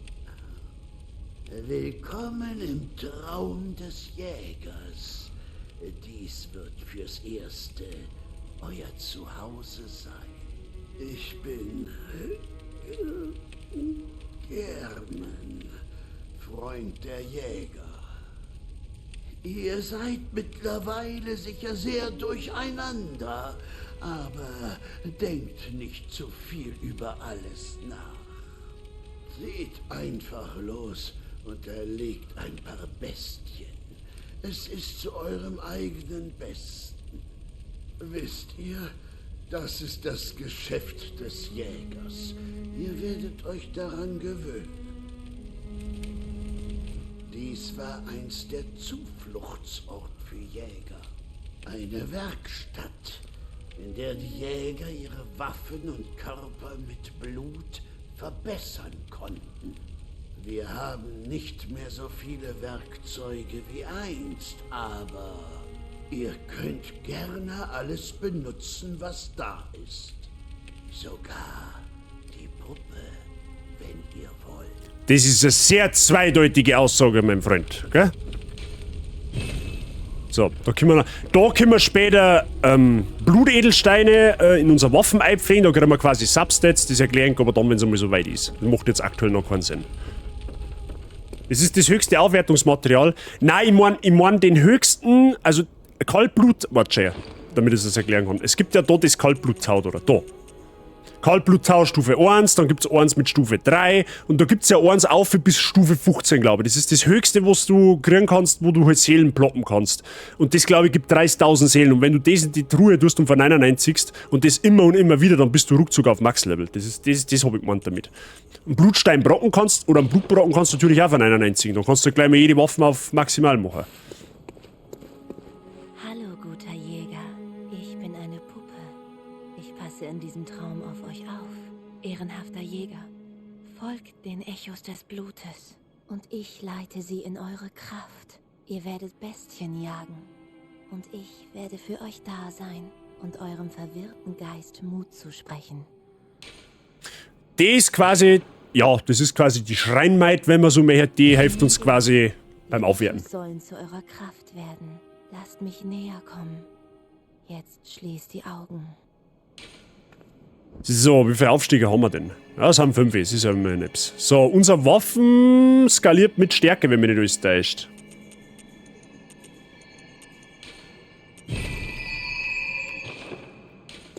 Gut.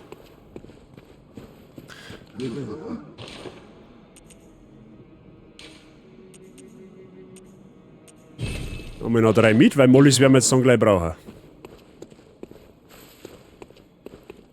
Gut. Dann haben wir ja das erste Gebiet schon relativ gut erkundet, sozusagen.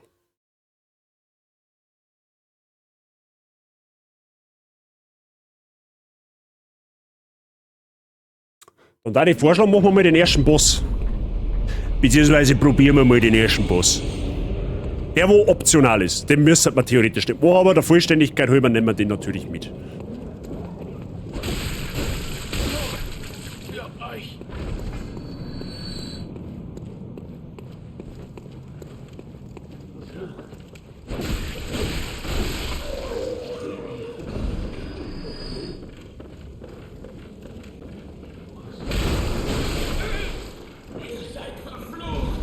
Deine Mama ist verflucht.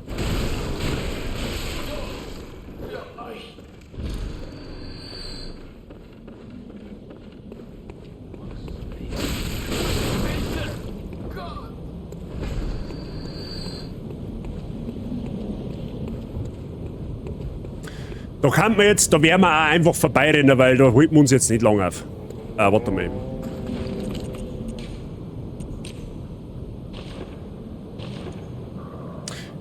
In dem Spiel ist es so wie in jedem anderen From Software Spiel oder in jedem anderen Souls-Likes.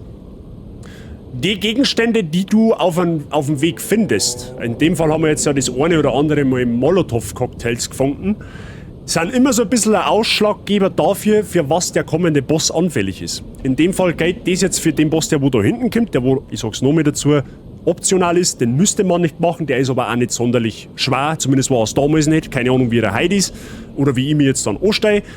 Der eigentlich erste Boss, der kommt dann später, den machen wir aber auch noch, wahrscheinlich. Das wird jetzt zeitlich locker ausgehen. So, stell mir die erste gerade vor, wie er im Stuhl auf und ab hupf, wie ein kleines Kind. Hä? Den check, gut zu wissen, den check jetzt nicht. Ach so, weil sie so excited ist wegen dem Boss, ja. Okay, jetzt sind wir beieinander.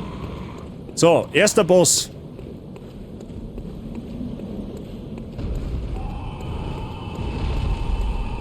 Die Kleriker-Bestie.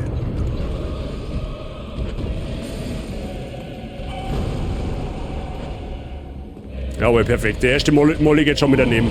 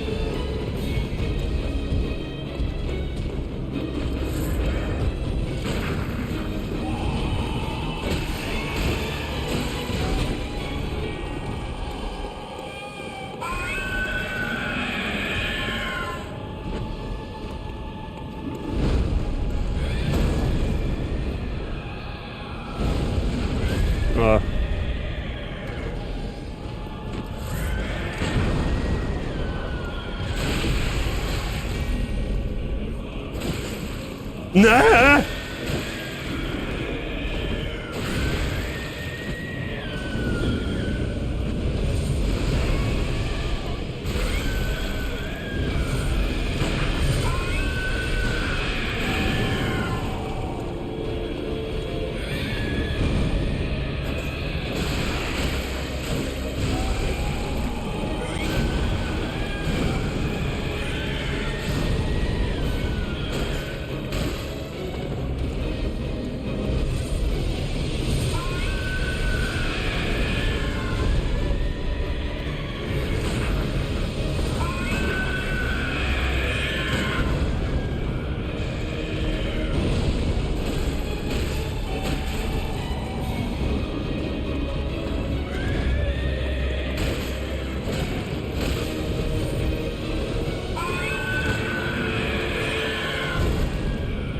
Oh, haben wir das erwischt?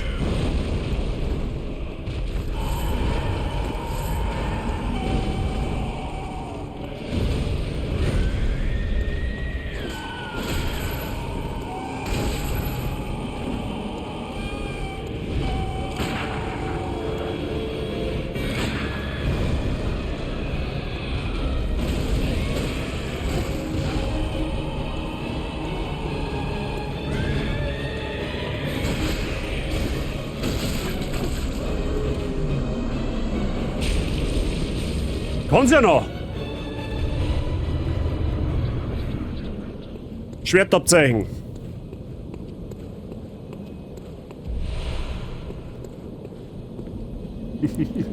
Das ist ja easy first try. Schmutz.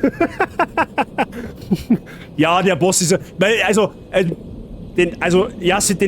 ganz ehrlich jetzt unter uns gesprochen, ne? Als Souls-Liker unter uns.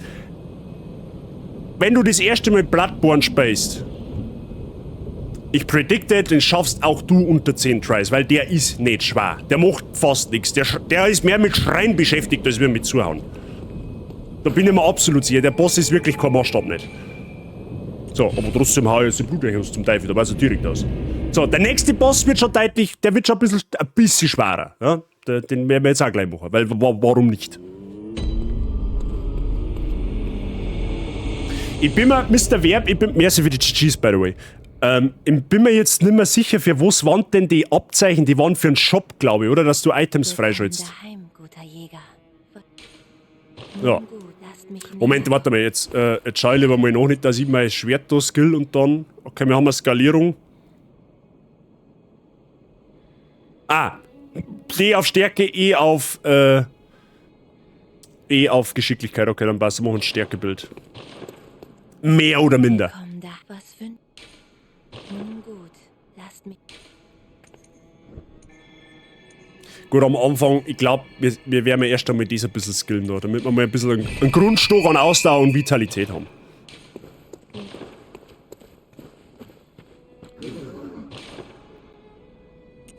Ja, genau, okay, das stimmt schon. Das war fürs Inventar, weil jetzt kann man nämlich Gegengift kaufen.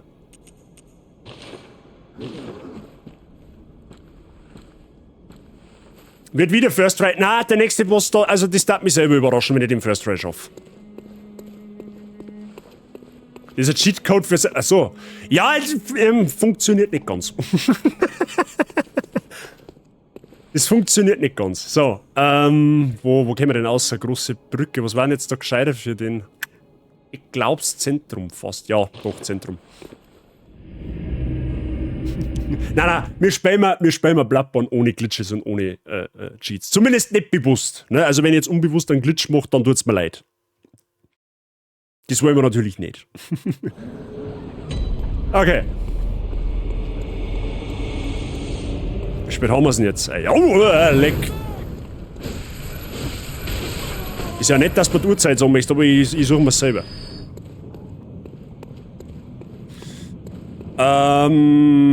Wie gehen wir denn da jetzt am Blädern? Ich glaube einfach straight durch und dann wieder mit dem Aufzug. Ja, nö, natürlich fahren wir da mit dem Aufzug, ist ja klar.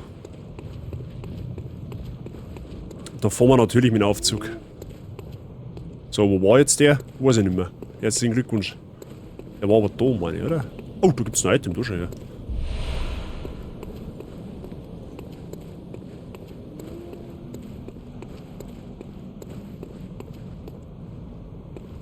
War der da rund?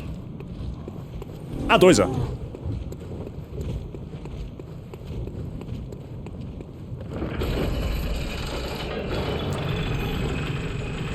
Hallo, ich cheat auch bei Pokémon. Hallo?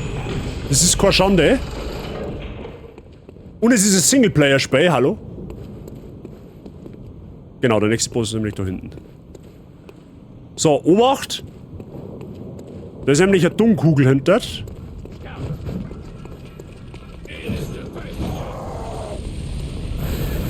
Ja gut, so wollte ich das jetzt eigentlich nicht machen, aber okay.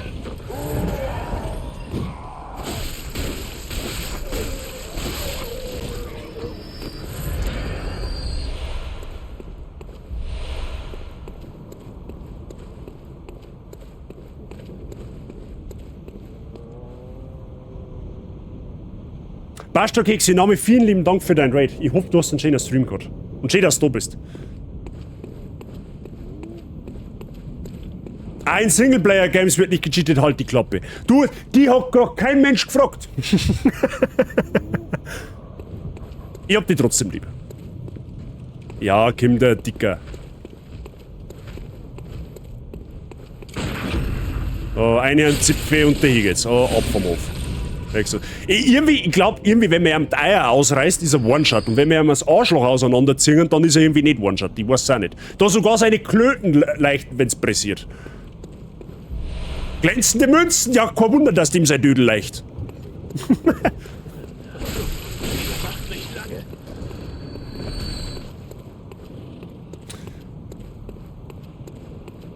Ja, war super. Ich mache auch nur Pause wegen Kocher spazieren gehen und mit Krümel kuscheln. Jetzt muss ich blöd fragen, wer ist denn der Krümel?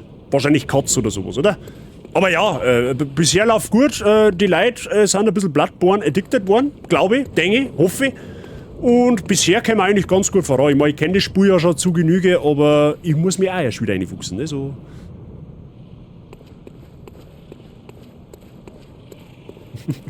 Bitte was? Ja, man darf so. Oh, da ist ein Lotter.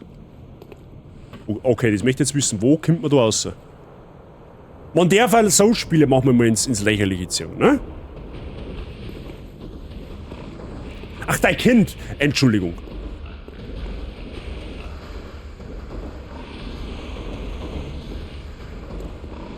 Ach, da ist das Facke!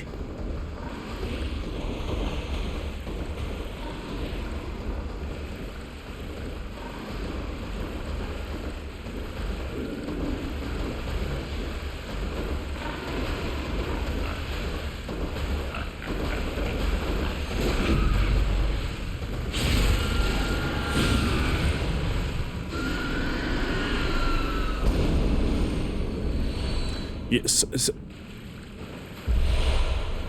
Ich hab Schnitzel draus gemacht, ja.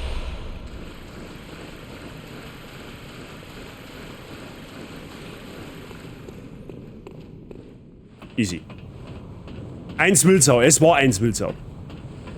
Du bist fast vor 3 Monaten Mama. Ja, dann nachträglich herzlichen Glückwunsch dazu. Das habe ich nicht gewusst, das tut mir leid. Also ich wollte jetzt nicht irgendwie blöd anreden oder diskriminieren, um Gottes Willen. Ich habe halt jetzt wirklich nicht damit gerechnet, dass du, ne? So. Ja gut, dann hätten wir das eigentlich auch. Ja, dann gehen wir halt direkt zum nächsten Boss. Und da brauchen wir die Spieluhr, Freunde der Sonne.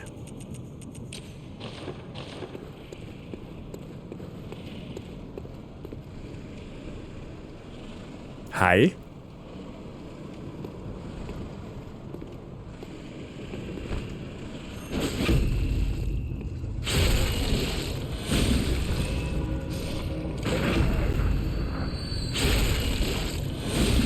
Boah, ohne Witz, ich bin wieder sowas von zurück im Bloodborne.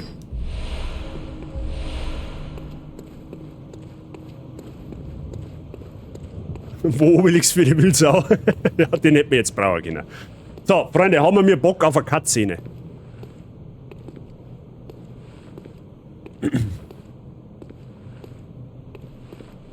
Merkt man gar nicht. Auch in diesem Spiel, ne, wie in allen anderen Souls-Likes, großes Areal, nichts drin, da dürfen die Alarmglocken klingen. Ist in 99,9% ein Bossareal, ja, und in dem Fall ist es hier so, ne. Das ist jetzt der eigentliche erste Boss, der einen Story-Progress weitertreibt, ne. Ich glaube, bis zu dem Zeitpunkt kannst du nicht mehr Bosse begegnen, als wir die Kleriker-Beste, die wir eben gerade erst gemacht haben, und den da. Also an dem kommst du quasi ungeschoren gar nicht vorbei, ohne Glitches, so, ne. Ich gehe mal schwer davon aus, dass der jetzt nicht First Try ist.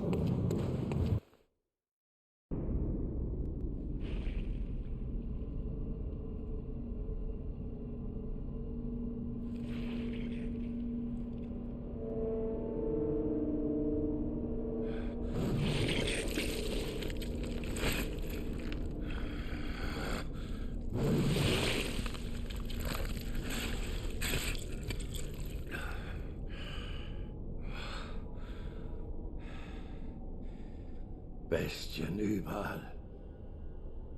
Ihr werdet zu ihnen gehören. Früher oder später.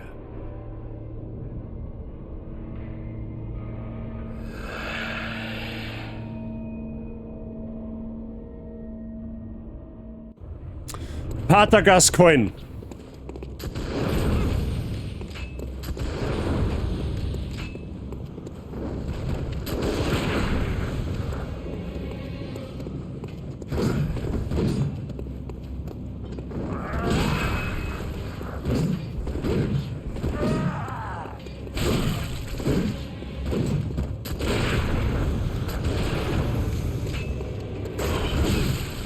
Au.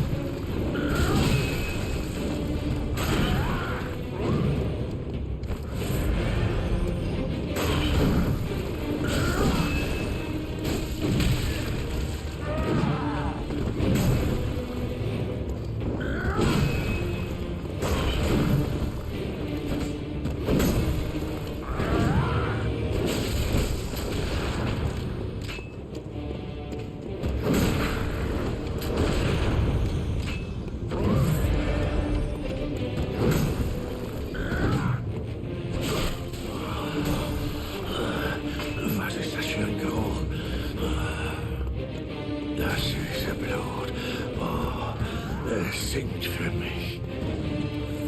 Genug, um einen Mann krank zu machen. Oh, leck der scheiß Grabstor.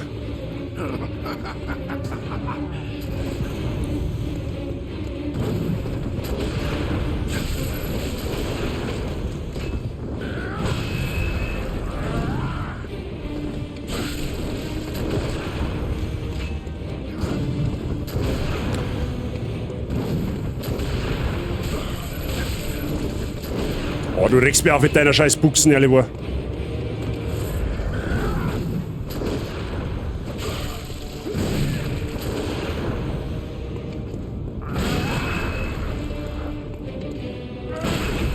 Ah, jetzt wo er mich niederschlag, kriege ich sie. Ja,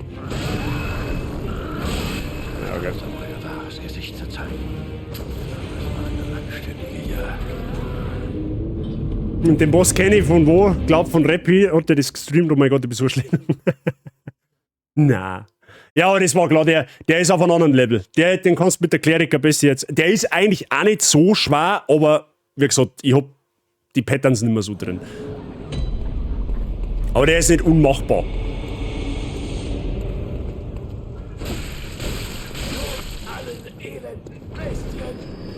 War halt jetzt einfach nur bitter, weil der hat mir einfach, da wo ich den Eingeweideangriff hätte machen können, da hat er mich niedergehauen.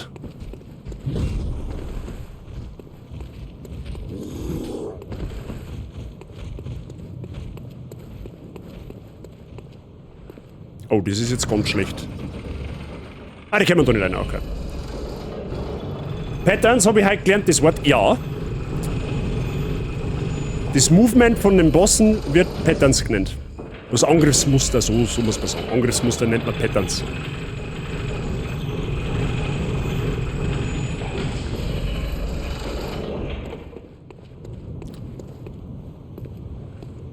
Bald sprich ich auch im Souls-Jargon, was auch immer das ist. Aber ja.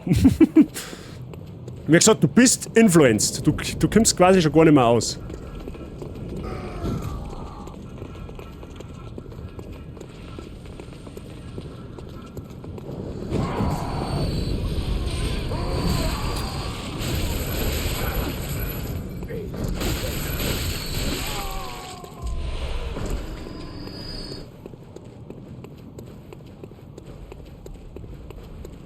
So. Jetzt werden wir wieder runterkommen da.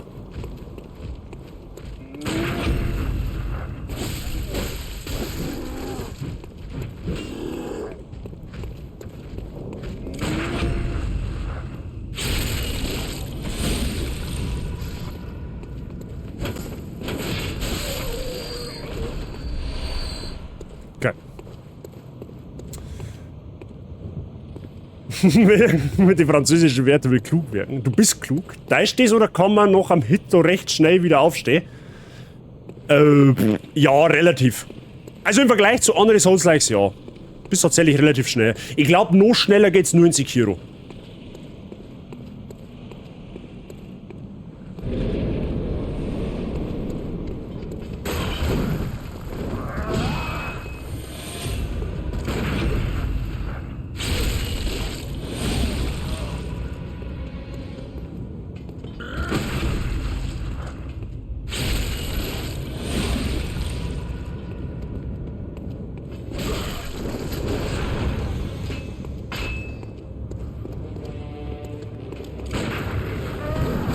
Au.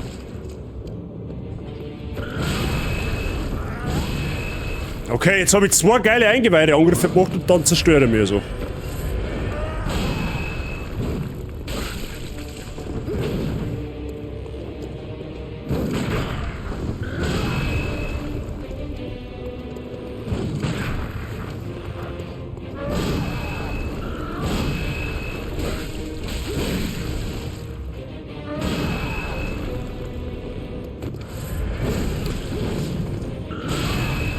What the fuck?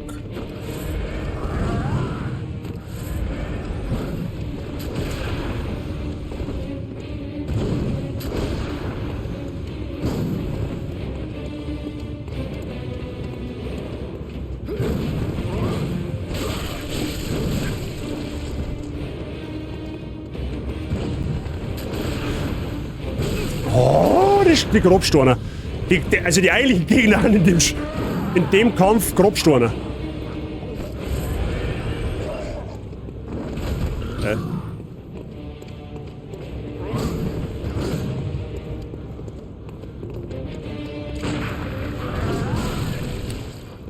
Das sind unnötige Hits.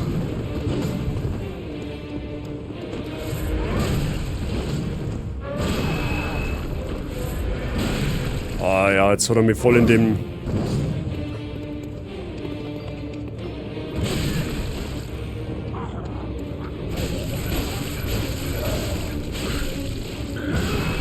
Ah! Okay.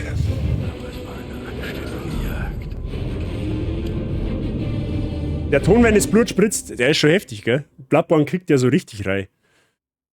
Ja, jetzt stell ich mich ein dumm angestellt da bei der Geschichte. Da haben wir am Anfang gleich mit 2 eingeweihte Angriffe eine Zimmer in den Burschen und dann wie so oft so unnötig getroffen. Ja, jetzt gehen wir halt auch langsam Blutviolen aus. Das ist nämlich das Problem. Wenn du nämlich zu oft reinscheißt, dann hast du irgendwann keine Blutviolen mehr und musst dann quasi farmen. Aber das ist nicht dramatisch. Wie gesagt, die Blutviolen, die kriegt man gefarmt. Das ist das Wenigste. Beziehungsweise, ja gut, okay, jetzt hab ich keine Seelen, dass ich es machen kann, aber...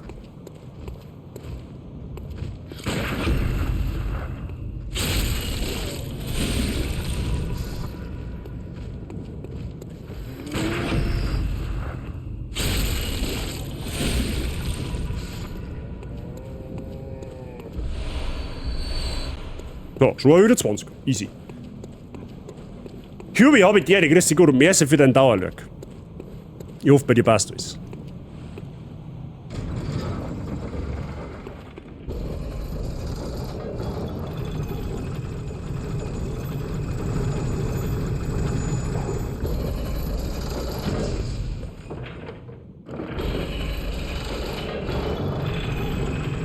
Aber es soll jetzt, also ich bin jetzt mal offenkundig positiv gestimmt, dass wir den Boss noch schaffen halt. Also ich hoff's.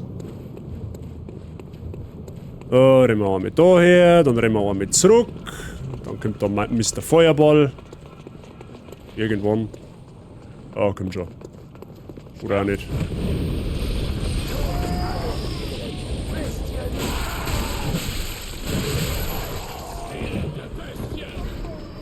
Wer redet denn von dir eigentlich, hä?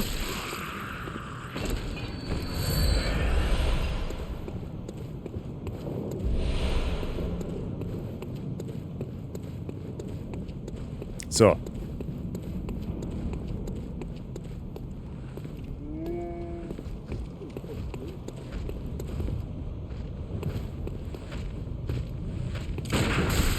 Hä? Hat doch vorher die ganze Zeit funktioniert. Bist du verarschen jetzt, oder was?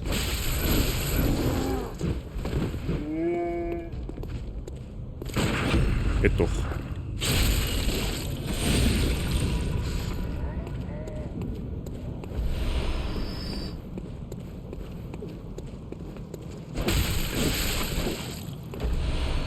Ah, Molly, ja wow.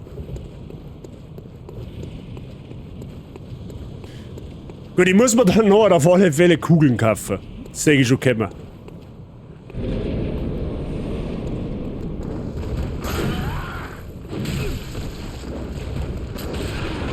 Darf ich meine Dankeschön?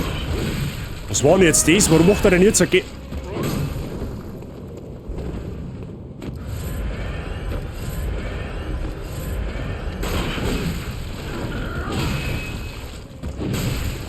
Okay, alles klar.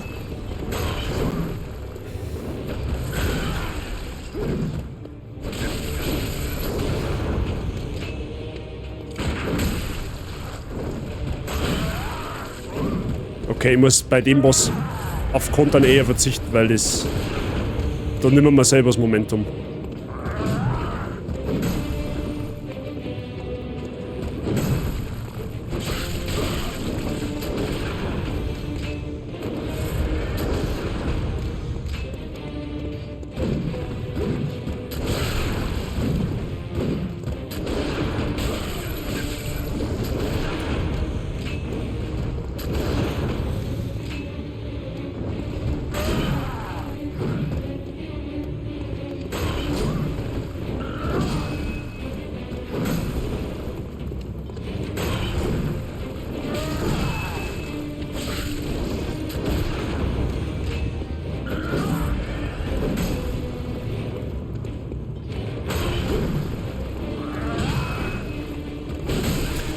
Ist halt auch mal viel mehr zu ihm ausweichen.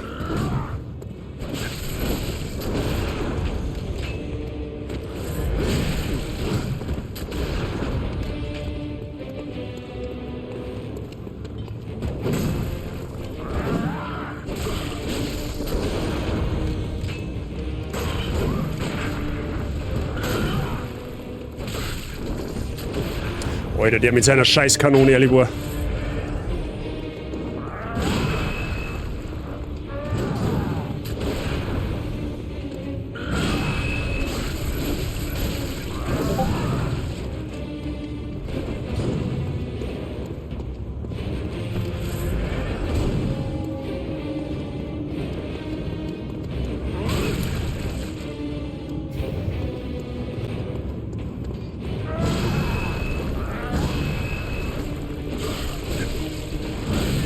Das gibt's ja nicht.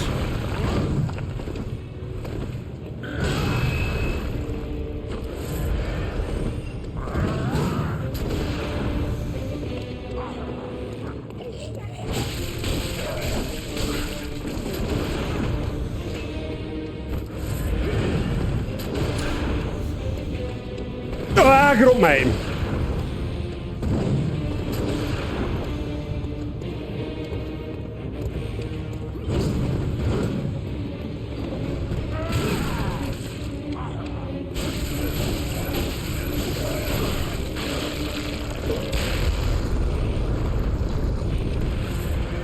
Jetzt wird's erst lustig.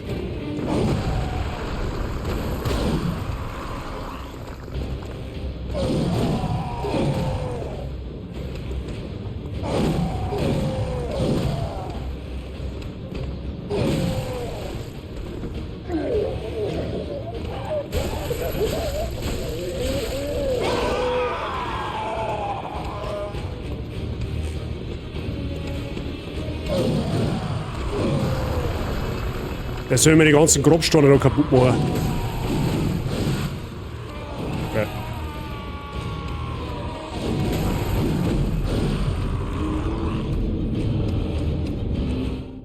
Ja, es ist... kann dauern. Der ist ekelhaft. Ich hasse den. Ich hab den damals schon gehasst. Ich mache jeden anderen Boss lieber im Bloodborne als wir den. Ich weiß nicht, bei dem habe ich irgendwie immer Probleme gehabt. Und vor allem, wir gehen halt einfach jetzt gnadenlos Blutechos und so zeigen. Blutviolen und Quecksilberkugeln und alles mögliche aus. Ihr seid verflucht!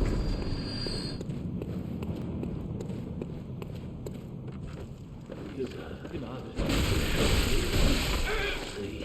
seid verflucht!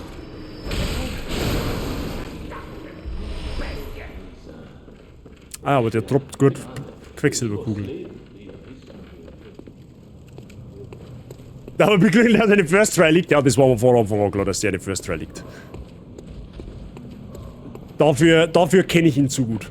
Also, muss man, wenn ich ihn gut kenne, dann darf er ja First Try liegen, aber ich weiß, dass der damals schon für mich schwierig war und ja, es gibt in jedem Soulspiel so einen Boss, wo man halt einfach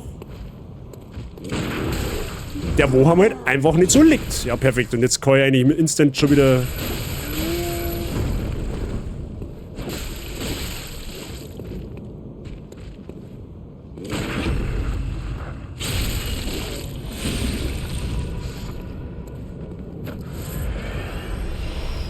Also ich werde jetzt leider, es tut mir leid für euch, aber anders macht es keinen Sinn, ich werde jetzt Blutfiolen und Quecksilberkugeln farmen müssen, weil anders kommen wir da jetzt auf keinen grünen Zweig, weil das macht so keinen Sinn.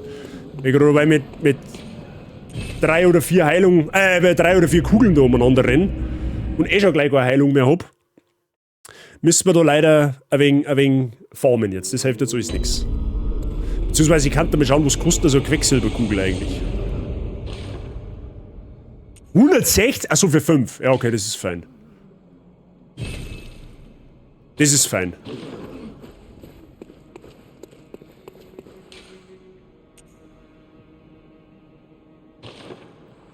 Spotty, Habitäre, grüß dich gut. Das nachfolgende Programm verzögert sich auch auf unbestimmte Zeit. Wir bitten um Verständnis, ja, aktuelles. Ja, genau. Nein, es soll nicht so lange dauern. Wie gesagt, ich fahre jetzt einfach so ein bisschen, dass ich ein paar Blutviolen habe. Und dann...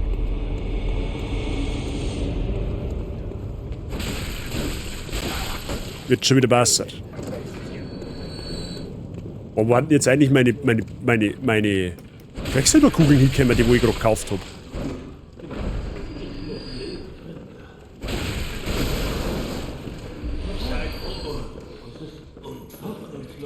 Fangen wir mal mit den Quecksilberkugeln an, weil der Rollstuhl-Charlie, der hat da mit Abstand die meisten. Oder da geht's einmal schneller. Und da kriege ich mal so 300 Seelen, dann kann ich da noch mal 5 zukaufen. Das haben wir dann schon. Relativ schnell wieder. Die Ressourcen gehen zu Neige. Ja, das stimmt tatsächlich. Ich weiß noch damals, wie ich halt mit wo ist die Puppen jetzt? Weiß kein Mensch. Ja, herzlichen Glückwunsch. Ich weiß noch damals, wo ich Bloodborne angefangen habe.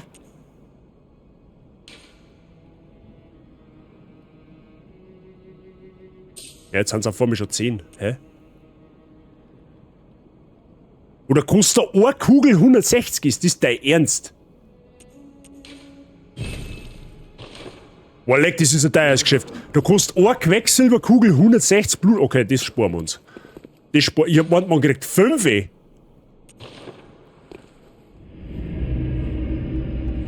aber was ich sagen will, ich hab da damals schon einmal so eine Stunde verbracht, wobei am Anfang, gerade im Early Game, und hab einfach Blutviolen gefarmt. Und da, das, wenn du einmal tust, das werde ich wahrscheinlich auch offstream jetzt dann da, das, wenn du einmal tust, dann klangst eigentlich eine ganze Zeit lang. Also es muss dann tatsächlich länger nicht mehr machen. Es war natürlich auch gut, wenn die Hamdauer da auch einmal eine Blutviole fallen lassen darten. Und nicht aber nur die dicken. Dann hätten wir es ein wenig leichter. Aber der gibt ja immerhin 4, ne? Der haut halt immerhin gleich mit 4. Oh, da liegt auch noch Loot. Da liegt noch Loot. Ah, schau her. Jetzt haben wir schon fast wieder Maximalstand. Siehst du, das machen wir jetzt noch 1, 2 Mal und dann passt's. Dann haben wir die Kugeln schon mal beieinander. Und dann brauchen wir gerade mehr noch schauen, dass wir um Blutviolen kommen. Das ist ja das Wenigste. Blutviolen, das hat's ja gleich. Ah, da ist jetzt die Puppen wieder da. Einzig dumm ist, du musst dabei zwischen die zwei Welten hin und her switchen, damit sich die Gegner quasi wieder resetten, wenn man so mag, ne?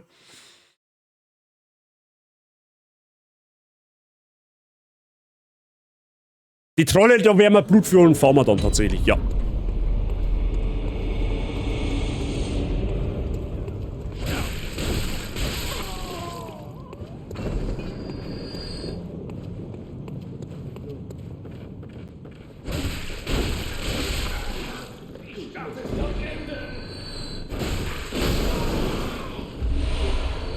Ah, passt.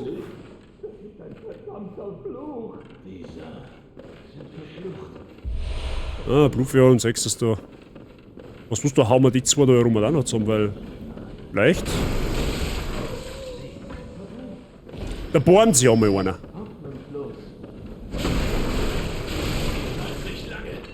Ja gut, dann halt nicht. Bist du der Knicker der Teufel, ich weiß schon.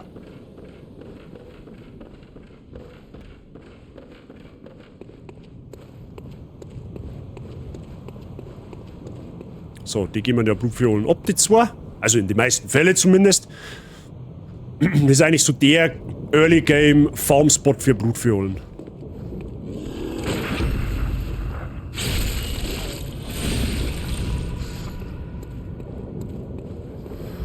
Ja, der lässt da in der Regel immer 2 fallen.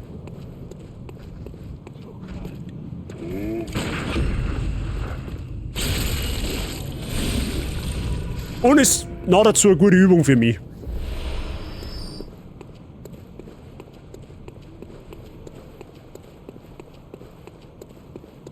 Gut, das Positive, also jetzt ist zwar der Content für euch ein bisschen langweiliger, ja, aber das Positive ist, jetzt kann ich mit euch besser kommunizieren, weil ich jetzt nicht so stark mich auf den Boss konzentrieren muss. Ne? Das ist so bei so der Nachteil, wenn ich einen Bosskampf mache. Also kriege ich halt vom Chat gefühlt eigentlich, also so heißt gefühlt, da kriege ich gar nichts mit. So. Bei der Puppe im Blattbahn ist wie mit der Sophia in Lies of P, sie wechselt immer mal wieder an Ort. Stimmt, jetzt wo du das sagst, die steht ja überall einmal, gell? Und wir können uns ja dann, wo die Seelen dann theoretisch, wenn wir fertig gefahren haben, auch nochmal Blutviolen kaufen, tatsächlich. Das glaube ich war eine Möglichkeit. Damit wir es halbwegs sinnvoll investieren. Wir sollten zwar eigentlich Blutechos dafür nutzen, also unsere Seelen sind Blutechos, dass wir unsere Stats verbessern, aber was Mut, dat Mut, ne?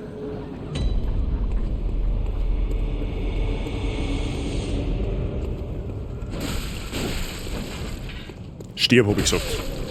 Also gesagt hab ich's nicht, aber ich hab's gemeint. Ja, schau.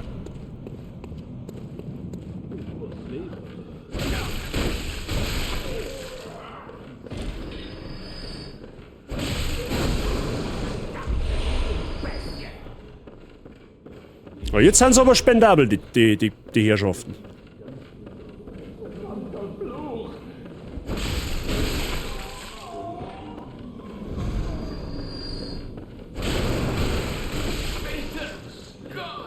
Oh. Oh, Shahi.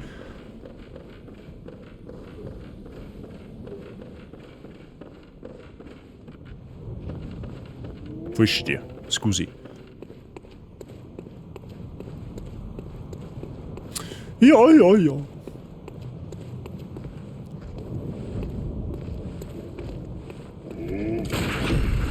Sitz.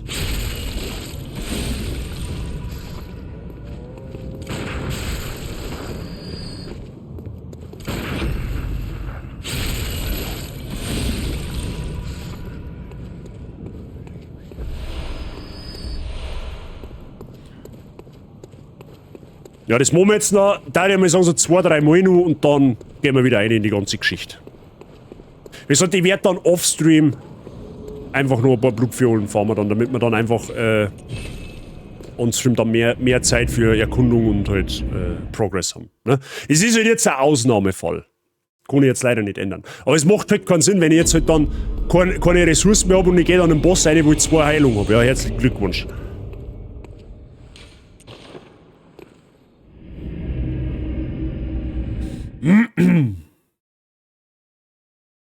Aber schon langsam wie wieder warm mit dem Spiel. Also es ist, der Rost bräselt langsam ein bisschen ab, sozusagen. Stört dich nicht, das ist das Wichtigste.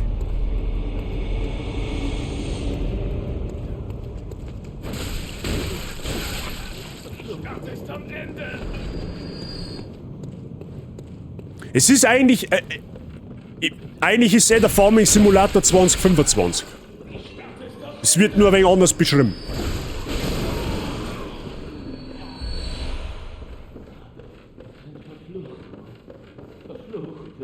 Jetzt war ich bald schon wieder bei der falschen Tier aussehen.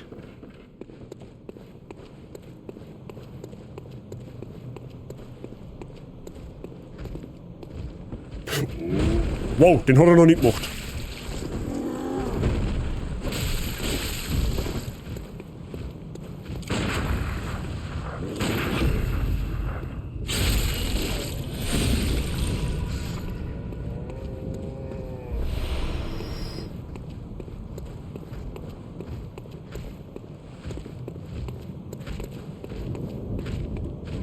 Machst du einen Ange...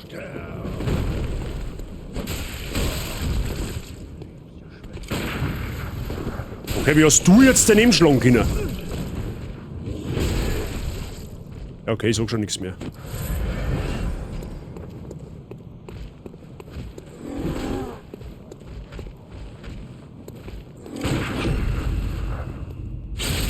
Aber jetzt eine schwere Geburt.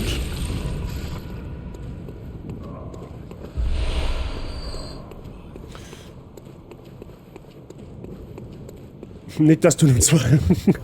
Ja, also der Schein trügt da gern. Man sagt, wieder 20 Heilung, das ist ja voll easy. Ja, aber die Heilung ist nicht sonderlich groß bei den Blutviolen. Tatsächlich. Ich bin mir jetzt gar nicht sicher, kann man die Heilung erhöhen? Ich glaub fast gar nicht. Eine Blutform ist was anderes. Ja, das. Ja. Gut, dass nochmal einer dazu sagt.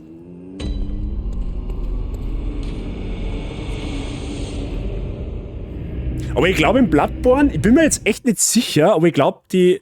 Oder erhöht sich das mit den Stats? Bin mir jetzt nicht sicher. Aber ich glaube per se gibt es kein Item, was Blutviolen verbessert. Ich glaube, das geht über die Substats, die wo du in die Waffen bauen kannst, wenn mich nicht alles täuscht. Nur mit Runen, weil meine... Ja, genau. Das kommt dann später dazu.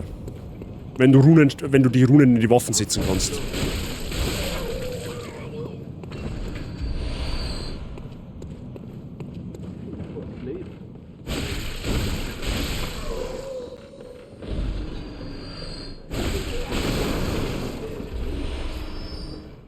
Der hat aber eine 100%ige Droprate von den Quecksilberkugeln, was ich so jetzt gesehen habe.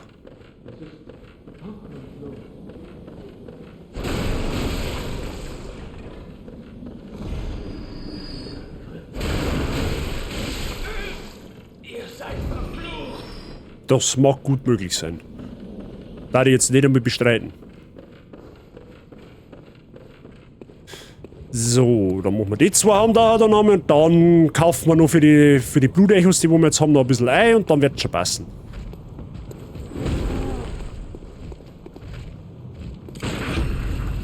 Sitz.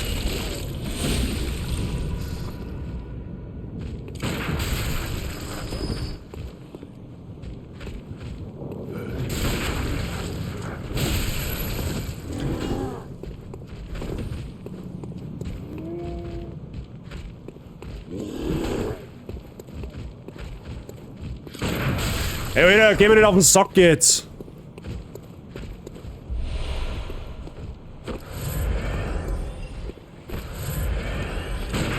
Meine Fresse, du Stell. Du hast aber jetzt ziert, ey, meine Güte. Ja, glänzende Münzen, die kannst du in deinen Arsch schirmen. Ja, okay, jetzt schauen wir. Jetzt, wir haben auch eine Sim-Einsicht. Jetzt müssen wir schauen, was ich beim Einsichthändler für das kaufen kann. Schau jetzt gleich mal noch.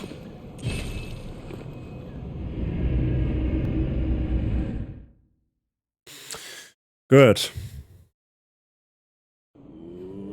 Ich glaube, der Einsichthändler war da herum, wenn du es täuscht. Genau, der kommt aber, glaube ich, nur, wenn man mindestens 5 Einsicht hat. Kräftiger Blutcocktail und kleine nachhaltende Glocke. Ja, das kostet einen Arsch einschämen, das kann ich nicht brauchen. So. So, was kaufen wir jetzt? Quecksilberkugeln oder Blutviolen? Ich dachte fast... Ja, keine Ahnung. Ich glaube von beidem etwas. Wie viel haben wir? 2, 4. Ja, kaufen wir Sim von dem. Und Sim von dem, ja, dann passt schon.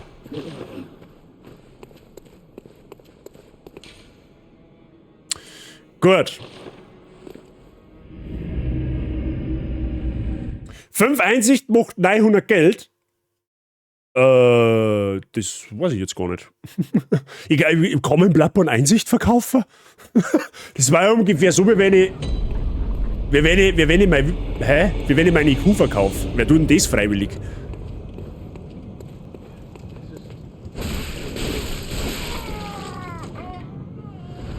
Ja, schau, der ist noch spendabel. Aber die drei nehmen wir trotzdem mit. Weil da gibt noch mit Quecksilberkugeln garantiert.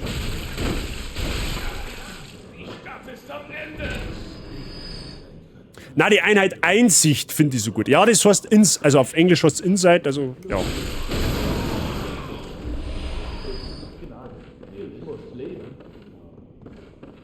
Gut, bei den anderen rennen wir jetzt einfach vorbei.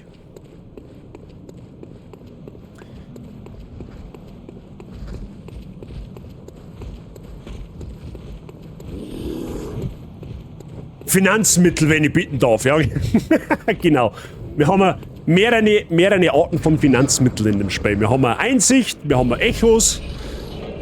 Da tut sich schon ein wenig was. Inflation in Bloodborne kickt dafür dann doppelt. Ich meine, wenn eine Patronenkugel 160 Finanzmittel kostet, dann weißt du, was geschlungen hat. Inflation war 800% wahrscheinlich. Ganz ehrlich, da kaufen wir lieber ein Lord Brot davon.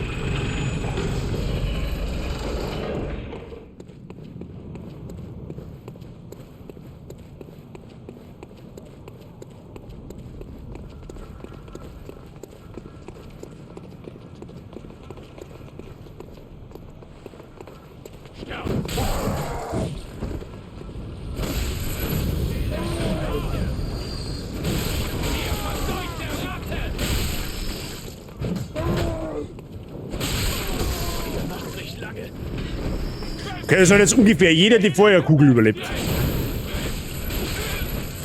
seid verflucht.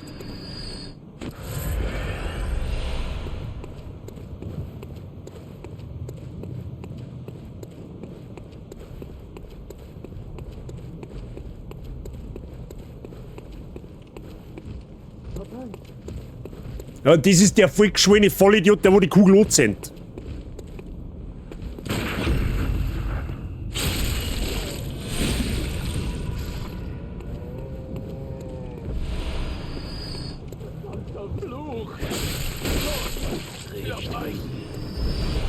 Molly. Ja, richtig jetzt. Rüst jetzt einfach auch mehr, also. Naja. Probieren wir noch mal einen Try. Was soll der Geiz? Ja, Hauptsache er fängt schon wieder an mit seiner.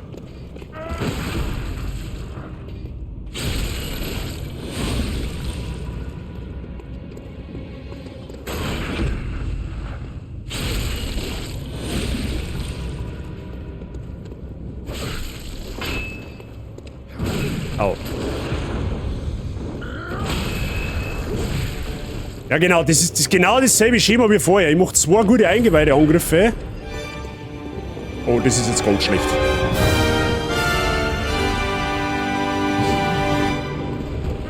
Ich weiß jetzt gerade nicht, wer gerade raidet, aber habe ich ich bin gerade unter dem Bosskampf. Ich bin gleich da.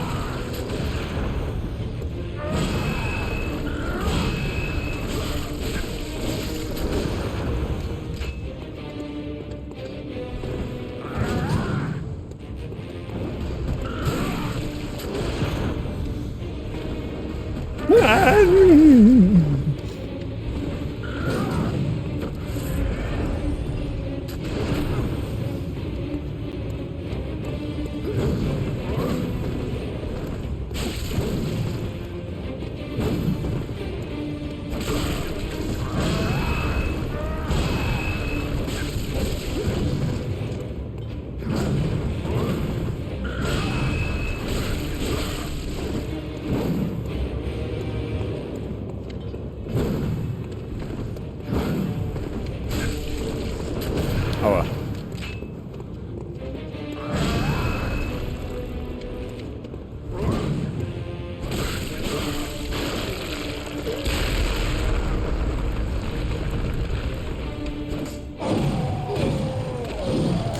Nein, die scheiß Grabsteine, das ist einfach absoluter Endgegner in dem Areal, ehrlich.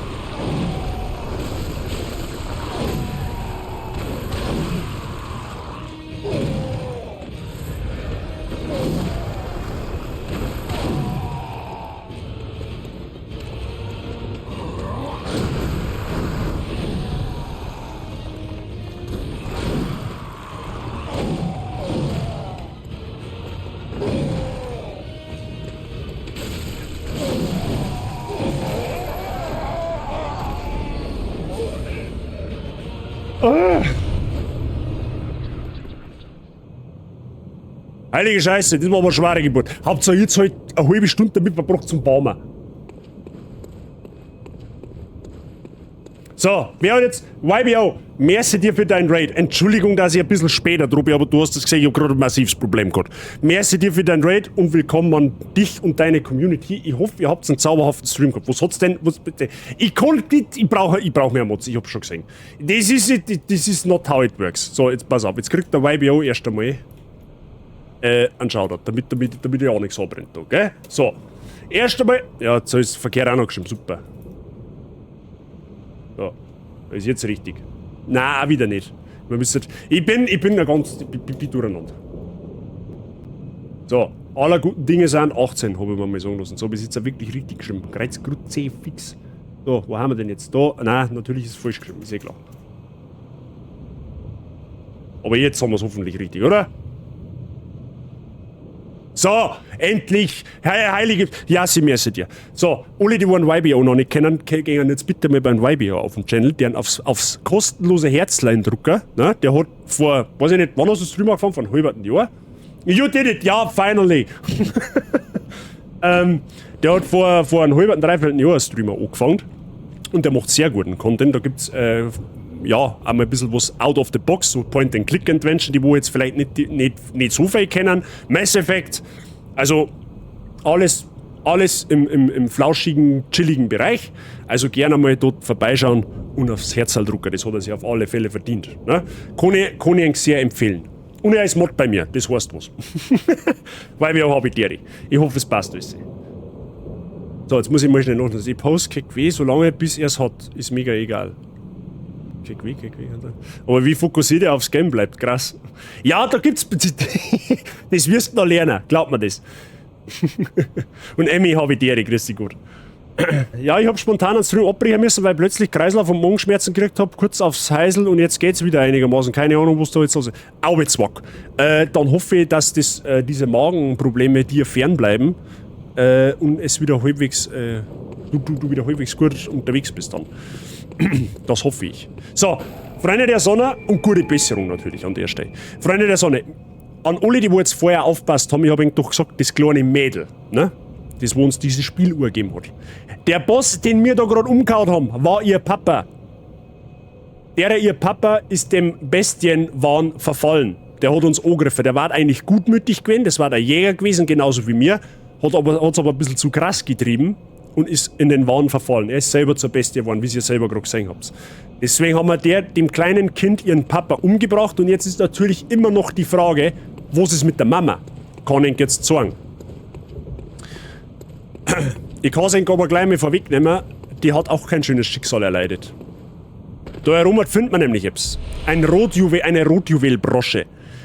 Der Papa, also der Pater Gascoigne, hat die Mutter getötet, im Wahn. Also sprich, das kleine Mädchen ist jetzt ein Waisenkind. Man hat jetzt zwei Möglichkeiten. Entweder man bringt diese Brosche, diese Rotjuwelbrosche dem Kind zurück und macht halt dann einfach die Questline fertig. Das hat, glaube ich, keine Auswirkungen. Oder du polst die Rotjuwelbrosche und machst da später einen wertvollen Edelstein. Ne? Also, wenn es mich fragt, ich glaube, es war das Gescheiter, das Mädchen erfährt nichts von ihrem Schicksal. Willkommen da. Was wünscht? Nun gut, lasst mich nicht. So. Oh wow, das ist ein Aufstieg, ja gut. Den nehmen wir mal mit. So. Grabo de Oedons, was das Ding.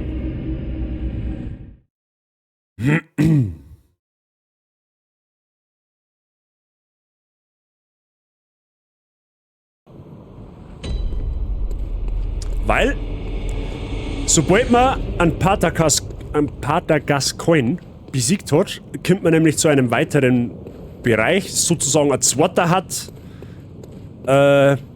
Zorgen geht's nicht, wo man da hinkommt. Also da musst du zwangsweise vorbei, da kannst du gar nicht aus. Also du musst da her, damit du im Spiel vorankommst. Also so gesehen. Oder besser gesagt, du möchtest den Loot nicht hergeben. Psst! Ja, wer kommt denn auf so fürchterliche Gedanken? Sag einmal. Gerade du jetzt als angehende Soßleikerin. Du musst doch wissen, wie wichtig das ist. Sag einmal. Der wird doch nicht laut sagen.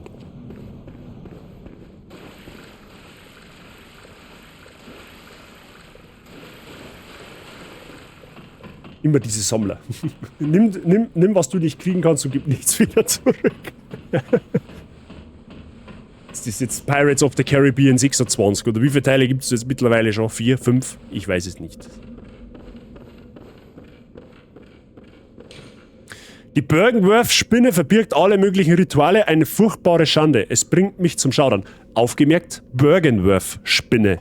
Ne? Kann vielleicht irgendwann noch interessant werden. Es ist halt so faszinierend, weil ich glaube, momentan, von den Leuten, wo ich weiß, sitzt einer im Chat, der wo genau weiß, von wo sie jetzt redet. Wenn die wer versteht, dann ich. Lootgeile Stücken. Rich Bitch. Blut, Edelstein, Werkstatt, Werkzeug. Ich wiederhole das 3-mal ganz schnell. Wenn du das geschafft hast, dann bist du ein Guter. So. Cutscene, Freunde der Sonne. Keine Sorge, es ist kein Boss.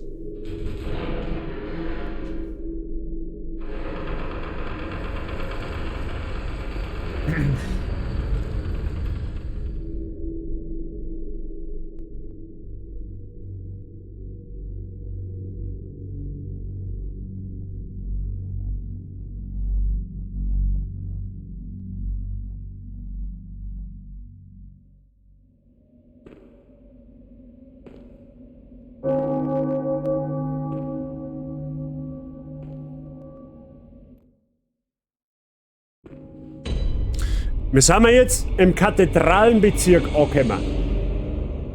Da gibt es in Bloodborne mehrere. Hells Bells, ja genau, da gibt in Wirklichkeit AC/DC das erste Konzert drin. So. Das ist der Kathedralenbezirk und der unterteilt sich in Bloodborne, glaube ich, in drei Abteile. Das ist mit der da jetzt, der normale. Dann gibt es den oberen Kathedralenbezirk. Und gibt es einen unteren auch noch? Ich glaube schon. Tatsächlich. So. Jetzt ist natürlich die Frage, warum habe ich eigentlich immer nur 1784 Blutechos über? Genau, jetzt gehen wir erst einmal in unseren Traum des Jägers und dann zeigen, was es mit diesen Blutedelsteinen auf sich hat. Und zwar finden wir im Laufe des Abenteuers immer mal wieder Blutedelsteine. Irgendwie, warte mal.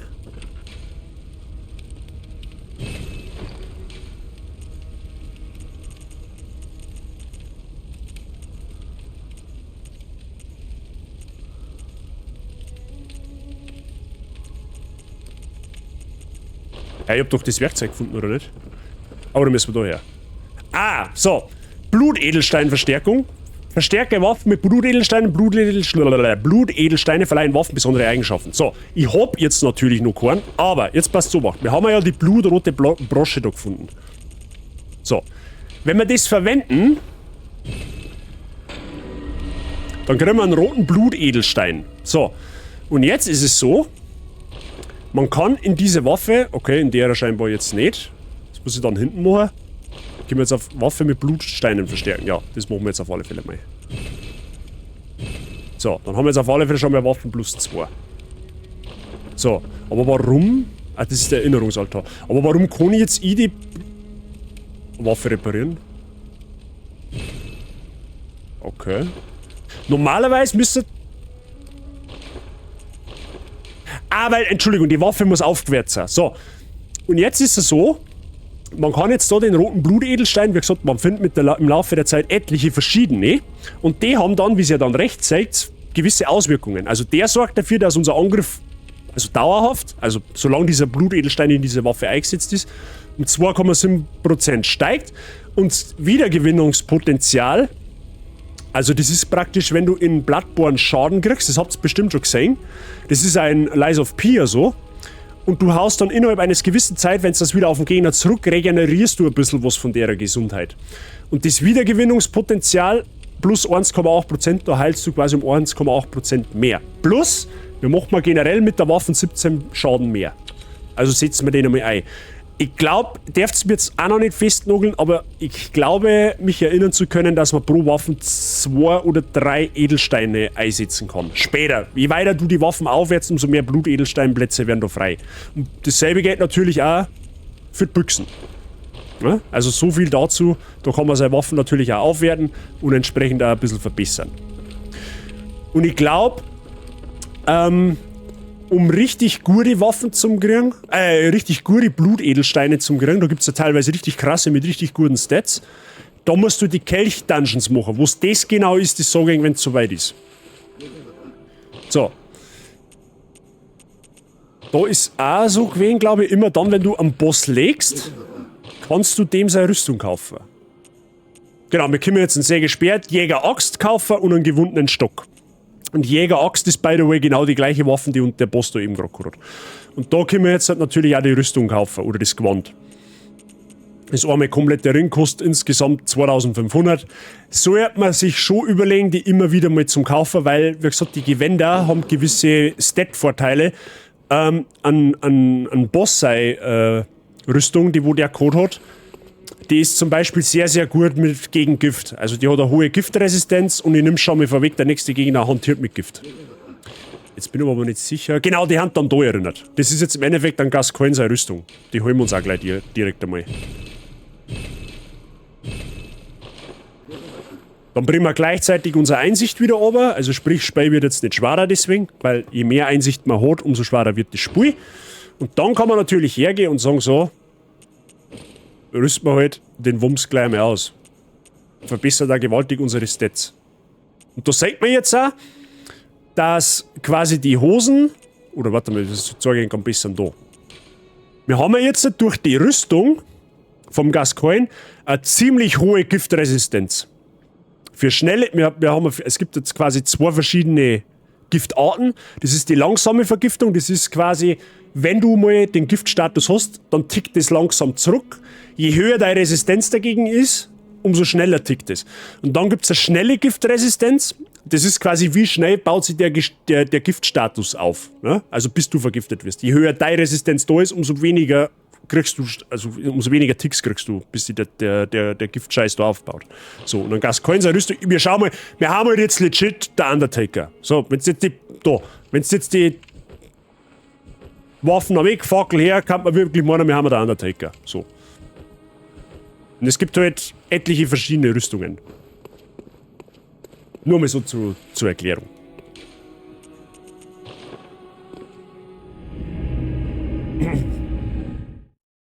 So, jetzt müssen wir mal schauen. Es gibt im Bloodborne natürlich einige Wege, die man einschlagen kann.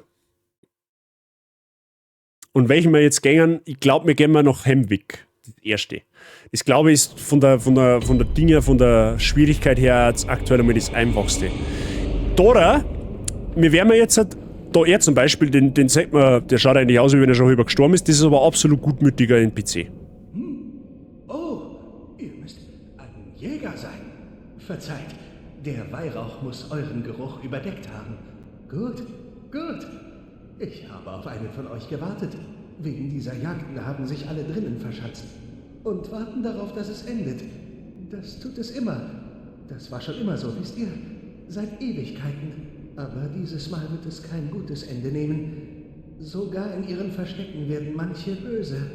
Das Schreien der Frauen, der Geruch von Blut, das Knurren der Bestien. Es ist nichts Ungewöhnliches mehr. Yharnam ist am Ende, das sage ich euch. Aber wenn ihr jemanden trefft, der seinen Verstand beisammen hat, erzählt von der Oedon-Kapelle hier. Hier ist man in Sicherheit. Der Weihrauch hält die Bestien ab. Erzählt es allen. Sagt allen, sie sollen herkommen, wenn es euch nichts ausmacht.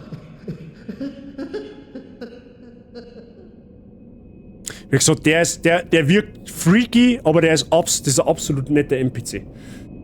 Warte, du sollst jetzt so Guides für YouTube machen, Real Talk jetzt. Du erklärst die schwierigsten Dinge, dass jeder Dödel versteht. Jetzt mal ganz ohne Scheiß, unter uns erklärt, oder unter uns gesprochen. Ich habe jetzt vor 14 Tagen oder so echt einmal kurzzeitig den Gedanken gehegt, Let's Plays zu machen.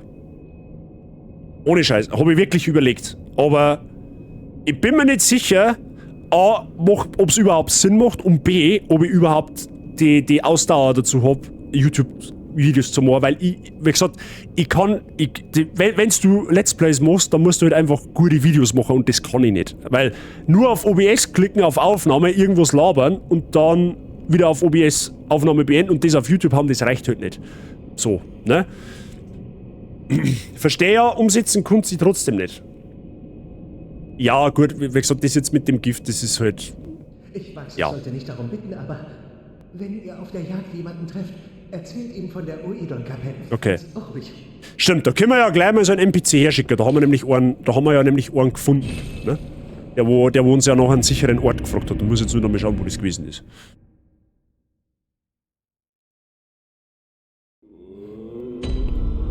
Kennst du einen Jack Fromsoft? Der macht sowas ähnliches und im Ödial. Der Name sagt mir tatsächlich was, ja. Tja, aber wo warst du jetzt? Ich glaube, Zentrum von Janam.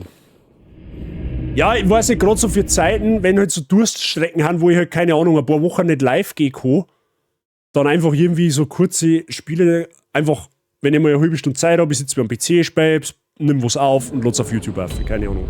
Ich weiß nicht. Also zum einen hätte ich schon Bock, aber zum anderen eigentlich auch wieder nicht. Ich weiß nicht. Ich kann's, also wo ich mich eher irgendwie wirklich noch bei sowas sagen darf, war, wenn es halt eben so Guides haben, weißt du, wenn ich halt dann wirklich einmal sagen kann, du, ich hab was Handfestes für einen Platin-Guide oder irgendwie sowas, was zum Erklären, das lassen wir noch eher irgendwie eingehen, aber ich weiß nicht. Es ist halt mit viel Arbeit verbunden so. Das ist ein guter, keine Werbung. Muss man tatsächlich, also wie gesagt, der Name per se, der sagt mir was, aber muss ich tatsächlich einmal schauen. Und vor allem dann ist halt auch wieder die Sache, es gibt schon so viel auf YouTube, die wo sowas machen, weißt du schon? Also wenn es jetzt darum ging, meine Reichweiten auf Twitch dadurch zu erweitern, glaube ich, jetzt glaube ich nicht für Auswirkungen. Bin ich ganz ehrlich.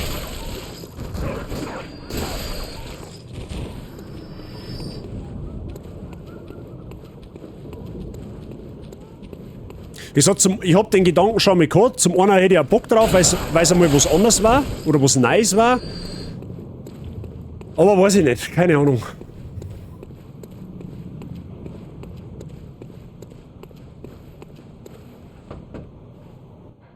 Ich habe vieles gehört. Sich zu Hause einzuschließen reicht nicht immer aus. Würdet ihr den Hintern bewegen, hätten wir diese Probleme nicht. Ihr seid dazu verpflichtet, mir zu helfen. Hört ihr? Also, wie ist es? Erzählt ihr mir davon oder nicht? Also, was wisst ihr? Ein Fremder, der etwas taugt.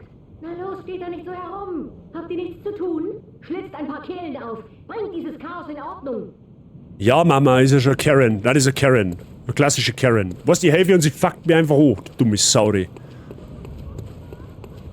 Würde ich total supporten, wenn du das machst. Wollte es nur mal anbringen, so nebenbei, dass ich das feiern darf. Ich kann mir schon vorstellen, dass da einige in der Community gab, die wo sie denken, Mensch, Bazi, mach was draus. Aber wie gesagt, das ist halt... Ah ja, der macht... Okay. Aber es ist halt einfach... Es ist halt sau viel Arbeit. Es ist halt was... Du musst... Das Aufnehmen, das ist ja das Wenigste. So. Dass ich mir jetzt da her sitze, jetzt auf Aufnahme drücke, dann irgendwie was labert, spule, was erklärt dazu und dann wieder auf Aufnahme beenden drück und auf YouTube hochlade. Das ist das Wenigste, das ist nicht dramatisch. Aber wenn du es halt gescheit machen möchtest, dann brauchst du Intros, dann musst du es zuschneiden sauber. Also du musst schon eine brutale Qualität liefern, damit es einen Sinn hat so. Weißt du, wie ich meine? Ich glaube, keine Ahnung, es hat bestimmt auch gelangen, wenn ich es einfach so mache, wie ich jetzt gerade gesagt habe. Einfach Aufnahmen starten und dann auffilen. Das tun, glaube ich, auch einige. Aber ja, weiß ich nicht, keine Ahnung. Bin also ein bisschen hin und her gerissen, was das angeht. Also wie gesagt, so Souls Guides, das darf ich tatsächlich richtig fühlen, weil da weiß ich einfach, von was ich spreche. Zumindest in den meisten Fällen. Aber sonst mal schauen. Es kann sein, dass so irgendwann was kommt, es kann aber auch sein, dass nie was kommt. Ich weiß es nicht. Und da ja eigentlich, so gesehen, ich bin ja zufrieden mit dem, so wie es läuft. So, weißt du schon? Man, klar, natürlich. Ich bin natürlich immer offen, wenn neue Leute dazukommen oder halt mehr Leute hängen bleiben, um Gottes Willen. Ich darf ja lügen, wenn ich was anderes behaupten darf, aber so wie es auf Twitch läuft, mit den Streams, mit der Community, mit der Reichweiten, in Anführungszeichen, ich bin eigentlich zufrieden. Ich kann mich nicht beschweren, es sind immer Leute da.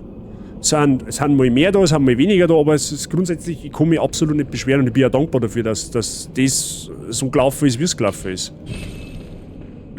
So, das ist die alte Zintige da, oder? Ja, genau. Jetzt, sieh, hast du ein Kondom auf dem Kopf auf, ist eh klar.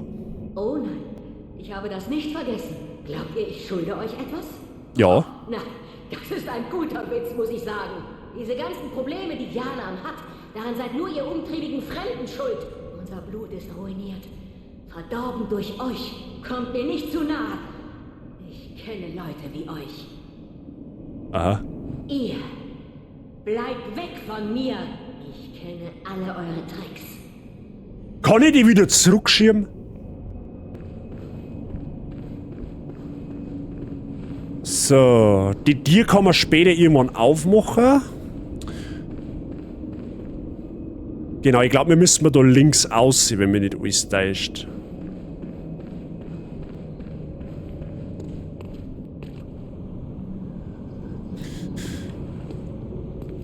Wie hat man den Namen in das Gefängnis können? Ich glaube, wenn man sich von dem da zusammenhauen lässt, meine ich, oder?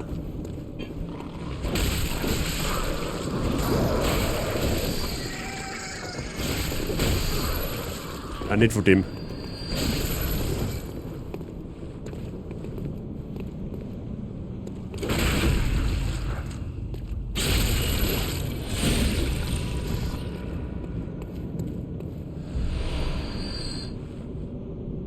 Du kannst auf R1 drücken. Wie auf R1 drücken, wie man zum Zuhauen meinst. Na, aber da läuft doch irgendwann einmal so ein Sackträger um. Ist jetzt witziger, als es tatsächlich ist. Da läuft doch irgendwann so eine komische Gestalt rum und wenn du die von dem töten lässt, kommst du in einen anderen Bereich. Aber das ist auch noch irgendwie anders gegangen, aber ich weiß nicht mehr wie. Das ist, oh leck, das ist alles so lang her.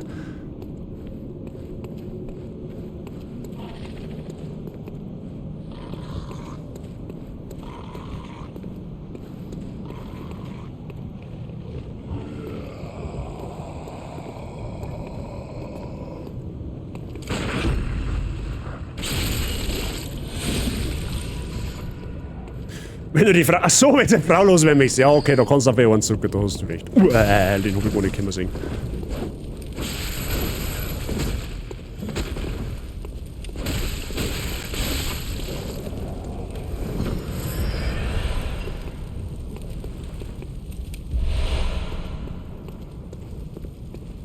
So, da war ich, da kommst du nur außer wenn du von der anderen Seite kommst. Das ist quasi eine Art Shortcut.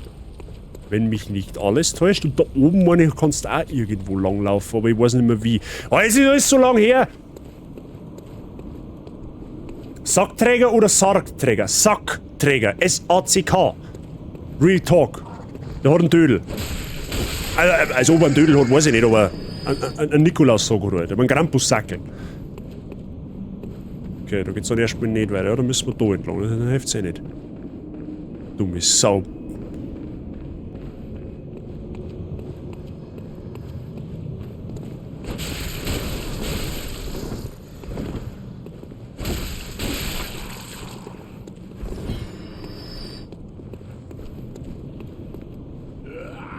Ja, genau, herzlichen Glückwunsch.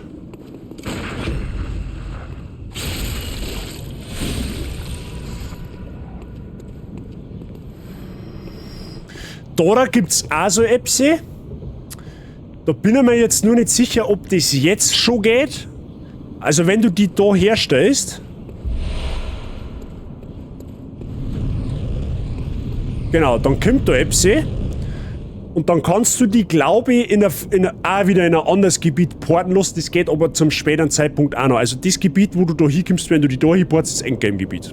Da gibt es einen optionalen Boss. Aber ich weiß nicht, ob das jetzt schon geht. Ich glaube, da musst du vorher irgendwas gemacht haben, damit das funktioniert. Aber wie gesagt, es ist ewig her. Ich hätte das vor 6, 7 Jahren hätte ich das alles aus dem Stegreif außer erzählen können. Aber mittlerweile war das gefährliches Halbwissen, was ich da sagen darf. Du musst die entführen lassen. Bei dem Sackträger, ja, das weiß ich noch. Und da kannst du ja auch entführen lassen. Aber wie gesagt, ob das jetzt geht, weiß ich nicht mehr. Gut, man kann es halt einfach auch ausprobieren, weil ich meine, was soll denn passieren? Mehr wie sterben kann ich doch nicht. Das probieren wir jetzt einfach.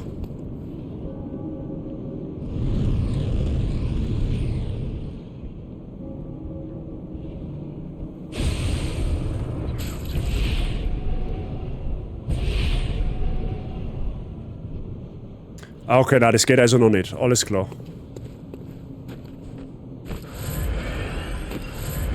Ach, das glaube ich geht erst zu einem gewissen Zeitpunkt, wenn man diese Gestalt zeigt, die wo mir da hebt. Ja gut, werden wir ausfinden.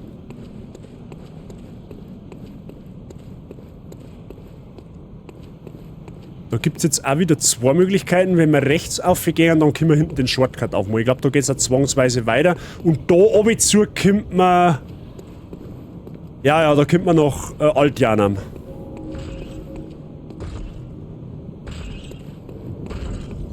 Der Kamerad da, der schaut gefährlicher aus, als er letztendlich ist. Also der ist gar nicht so dramatisch. Also er ist schon nicht ohne, aber...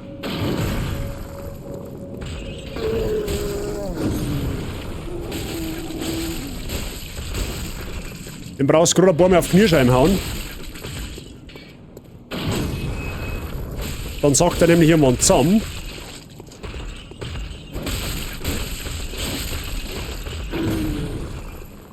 Oder auch nicht. Blutsteinscherbe. Sehr gut. Also die Gegner, die Großen, die haben meistens imposanter oder schauen imposanter aus, als sie letztendlich sind. Und vor allem, ihr müsst euch merken, bei den meisten Gegnern ist das natürlich nicht immer so, aber je größer und wuchtiger ein Gegner ist, umso langsamer sind sie in der Regel auch. Gut, ist jetzt ein Bloodborne vielleicht ein falsches Beispiel, weil da haben wir jetzt schon einige Dicke gesehen, so wie der Kamerad da vorne. Die haben auch nicht gerade langsam, wenn sie mal pressiert. Ne?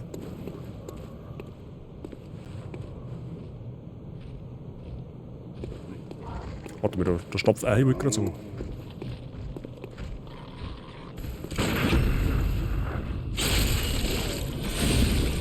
Oh, der lebt sogar noch.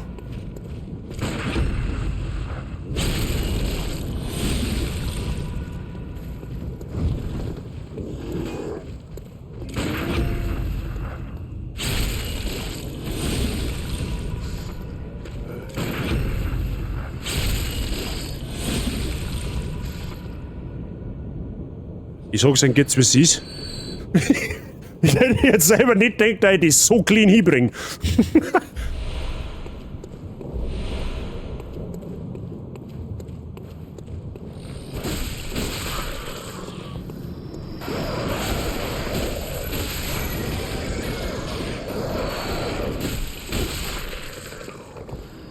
So, mal schauen. So, riskieren wir mal, das haben wir ja auch schon ewig nicht mehr gemacht, oder heute zumindest noch nicht.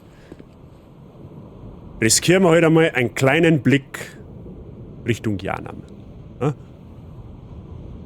Hat also ein bisschen was von Transsilvanien, wenn du mich fragst. Ne? Ja, jetzt mit dem Portal kommst du in den DLC, das geht aber erst später. Bloß war... Ah! Das war's DLC. Ja gut, das habe ich noch nicht. Noch nicht. Das werden wir aber spielen. Schön. Ich finde da. Fernrohr, gut, da kannst du jetzt da hinten schauen oder wo auch immer hin. Für uns jetzt eigentlich nicht so relevant, wenn du mich fragst. Schön. Zauberhaft. Zauberhaft schön. Halt's Mai, du Scheißviech. Oh, Blutsteinscherben, die haben natürlich schon zauberhaft, weil die brauchen wir wieder, um Waffen aufzuwerten, ne? So, der Kamerad, der ist auch ein bisschen trickier, der hat halt eine Mordskugel, der hat eigentlich eine ziemlich große Range, aber der funktioniert im Grunde auch nicht anders wie der andere. Jetzt muss ich mal nur schauen, ob er mich da ansneaken kann. Aber ich glaube, dass der das vorher spannt. Oh, wait a minute.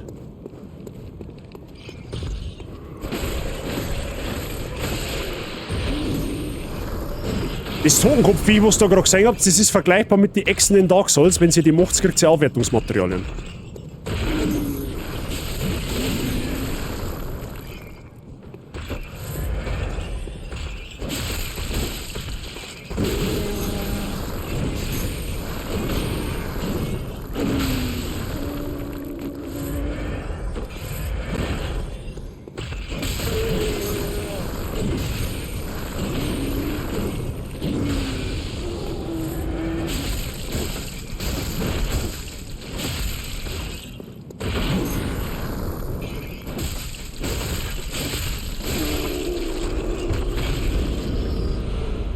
Geht doch. Zentralrumänien. Sehr gut. Wieder Blutsteinscherben. Das nehmen wir natürlich gern. Müssen wir dann mal schauen, ob wir die Waffen wieder aufwerten können. Also, by the way, Waffen gehen immer auf plus 10. Du kannst aber nur eine Waffe pro Run auf 10 bringen, weil es gibt in dem Spiel nur eine einzige Version oder ein einziges Teil, das nennen sie Blutbrocken. Und das findest du nur einmal pro Run und das brauchst du aber, um eine Waffe auf plus 10 zu machen. Also sprich, wenn du mehrere Waffen auf 10 haben möchtest, musst du das mehrmals durchspielen. Klarer Fall. So, da hat man lange nicht gewusst, oder das heißt, man hat es lange nicht gewusst, da ist eine Truhe drin mit einer Tür, irgendwo ist da ein Tier, glaube ich, da. So, fest verschlossen. Die Tür ist auch bis heute verschlossen, soweit ich weiß, und da hat man damals unfassbar viele Theorien gesponnen, was mit der Tier auf sich hat. Man ist lange davon ausgegangen, dass man da ins DLC dann irgendwann einmal kommt. Da ist Spey gerade erst rausgegangen und gesagt, ja, da kommt man irgendwann ins DLC. Aber was mit der Tier heute ist, das weiß ich nicht. Ich glaube, dass das bis heute unverändert ist. So, und damals Ermäßigung Blutedelstein. Ja? Dieser Blutedelstein, den brauchen wir wieder, um Entwaffen einzusetzen, damit wir halt Substats generieren können. Ne? Also das ist, was ich vorher verzeiht habe.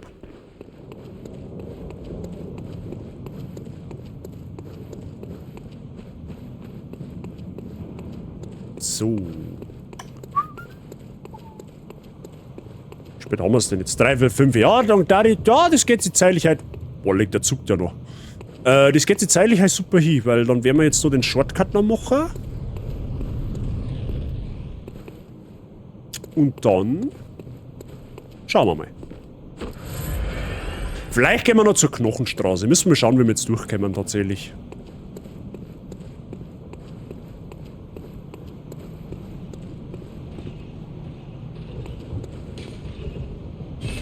Nur ein besonderes Emblem öffnet das.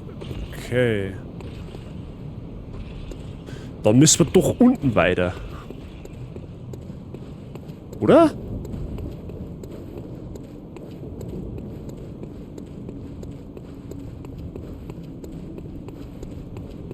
Weil da ist ja nicht weiter gegangen. Oder müssen wir... Ach doch, da ist links, da meine ich links noch weggegangen. Moment, da müssen wir noch mal schauen.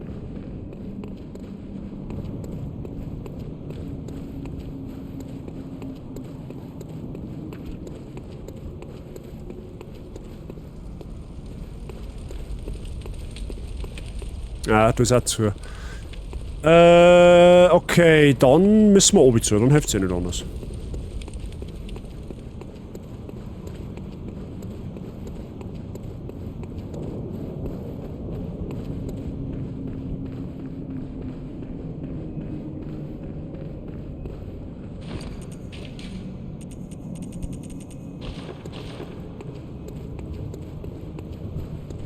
Gut.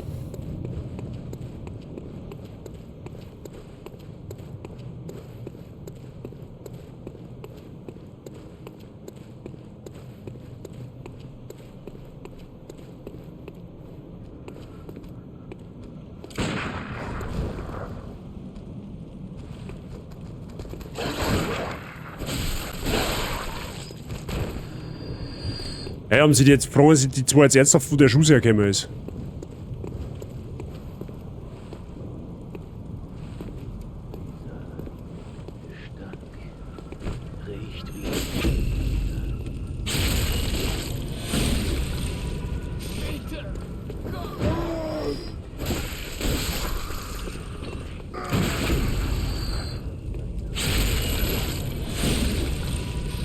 Gut.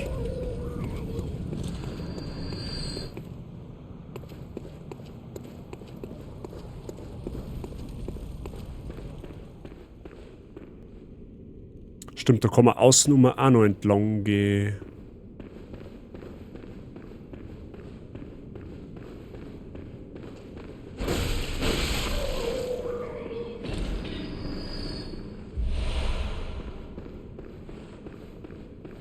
Genau, bei den kann man zurückschirmen.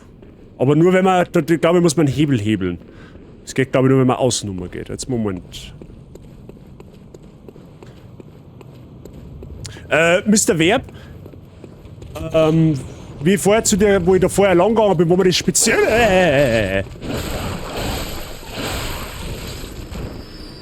spezielle Emblem braucht, da kommt man anders jetzt noch nicht hin. Wir müssen glaube ich da lang, oder? Ich bin mir nämlich jetzt nicht mehr hundertprozentig sicher. Also du darfst mir da gern Möglichkeiten sagen, wo ich hin kann. Weil ich will so viel wie möglich mitnehmen. Also wenn sie es selber noch weiß, natürlich.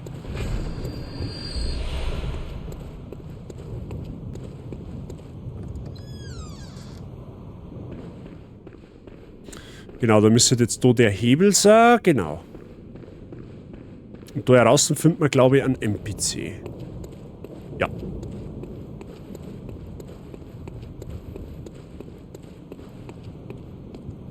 Ihr seid ein Bestienjäger, nicht wahr? Jawohl. Ich wusste es.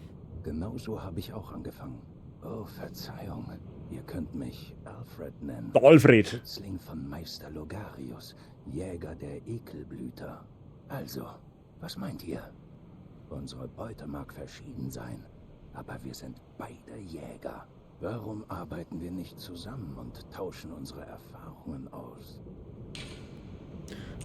Keine Ahnung. Oh, sehr schön. Wirklich sehr schön. Nehmt dies zur Feier unserer Bekanntschaft. Feuerpapier. Die Bestienjagd ist ein heiliger Akt. Möge das gute Blut euch den Weg weisen. Ja, man kann in dem Spiel ja seine Waffe verzaubern. Soweit ich weiß, gibt es zwei verschiedene. Das ist einmal die Blitz- und einmal die Feuerverzauberung. Feuerverzauberung ist generell stark gegen Bestien. Und Blitz gegen alles andere, so quasi. Mehr oder weniger.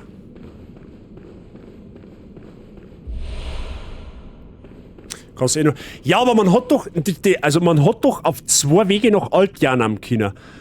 Weil, wenn du jetzt über den Weg runtergehst, wirst du von dem Vollidioten Jura abballert und wenn du von der anderen Seite kommst, ist er gutmütig. Wenn mir nicht alles täuscht.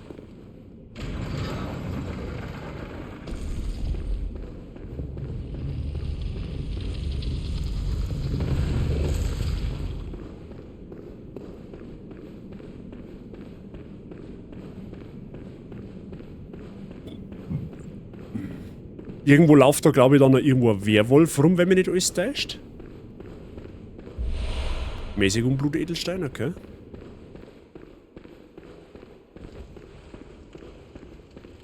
Aha, da haben wir ihn schon.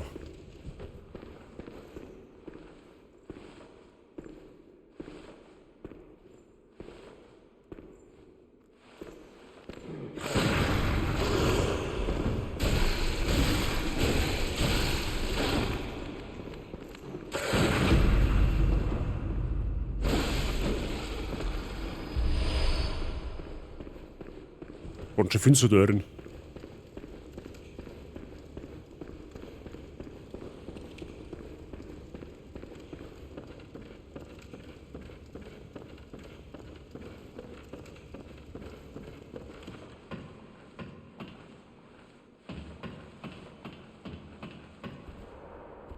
So, wir da den Dude noch mitnehmen. Gegengift. Jetzt kriegen wir schon so den Hinweis. Aha. Nächster Gegner wird wahrscheinlich irgendwas mit Gift zu tun haben.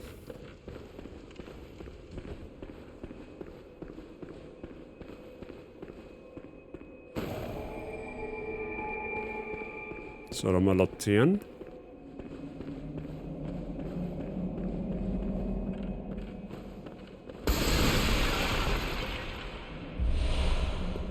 Kräftiger Blutcocktail.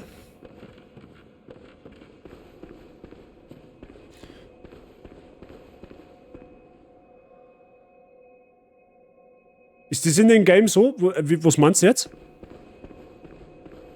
Wo ist denn da? Genau. Ja, das ist generell, das ist etwas, das kannst du generell in Souls-Likes merken. Wenn du heute irgendein Souls-Like spielst und du findest da immer auf dem Weg zum Boss irgendwelche Gegenstände. Wie zum Beispiel, bevor wir die Kleriker-Bestie gemacht haben, da das erste Gebiet, wo ich vorher auch gefarmt habe. So, in dem Umkreis findest du immer mal wieder Molotow-Cocktails. Das ist so der Hinweis, hey, du pass auf, Molotow-Cocktails kannst gegen Klerik, ist gut gegen den nächsten Boss. Hilft der AG den zweiten ein bisschen, wenn er in seine Bestienform geht. Und da ist jetzt so der Hinweis, du findest immer wieder Gegengift. Dann wirst du wahrscheinlich mit dem nächsten Boss mit Gift konfrontiert. Es ist immer wieder so eine Anspielung. So von wegen, du pass auf, aufgemerkt. So. Die Stadt ist längst verlassen, Jäger sind nicht erwünscht. Und wenn ich jetzt da durchgehe, dann kriege ich sogar eine Warnung, dass ich da nicht durchgehen soll. Aber das ist Alt-Dianam. Und da sitzt halt einer auf einem... Ja, wie sag ich denn? Da sitzt einer oben auf einem Turm und der ballert halt mit einem Maschinengewehr auf uns oben und der macht verdammt viel Schaden. Und du kannst den aber umgehen und freundlich stimmen. Aber ich weiß nicht mehr wie. In einem verbotenen Wald kommst du ja nicht, dafür brauchst du ja das Siegel, damit sich das Tor öffnet. Ja genau, aber es hat irgendein mit Kreuzsakrament, wie ist denn das gegangen?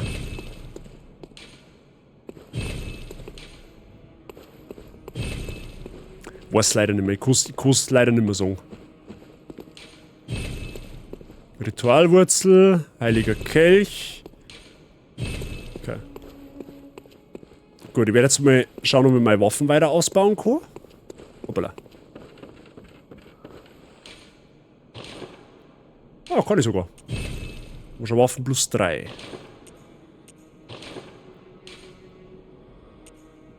So, was haben wir jetzt da?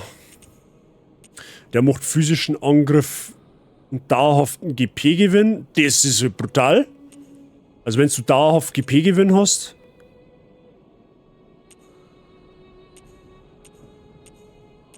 Dann haben wir die sogar fast den da, oder? Ja, gut, 1 GP.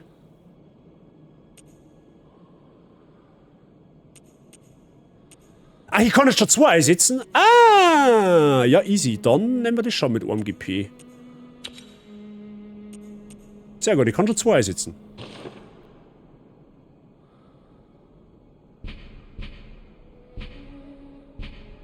Okay.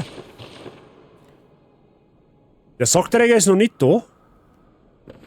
Müsste ich mal schauen. Aber ich glaube, dass der noch nicht da ist. Wo ist denn jetzt wieder Puppen? Puppenmari! Wo bist du denn wieder? Ah, da ist. Willkommen, was für... Ja, Blutechos kanalisieren. Lasst mich... Analysieren, was?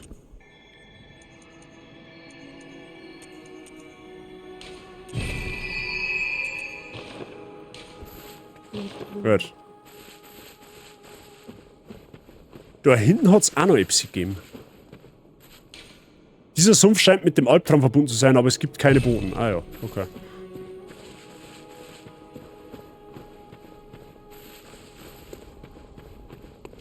Gut, das Ding ist, ich kann mir ja dann offstream,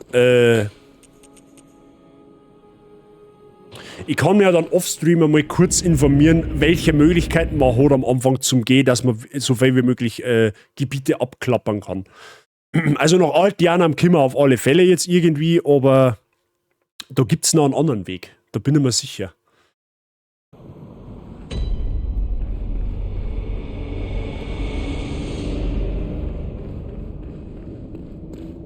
Weil ich weiß, der Sackträger steht nämlich normalerweise da hinten umeinander.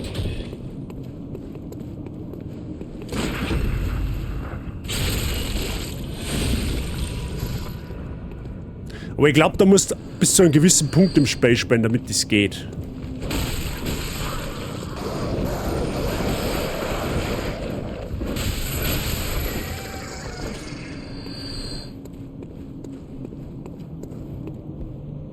Weil da oben geht's ja jetzt erstmal nicht weiter, oder? Oder kommt man vielleicht da noch irgendwie um? Jetzt muss ich noch mal schauen, weil vielleicht nicht ganz gut umgeschaut da oben.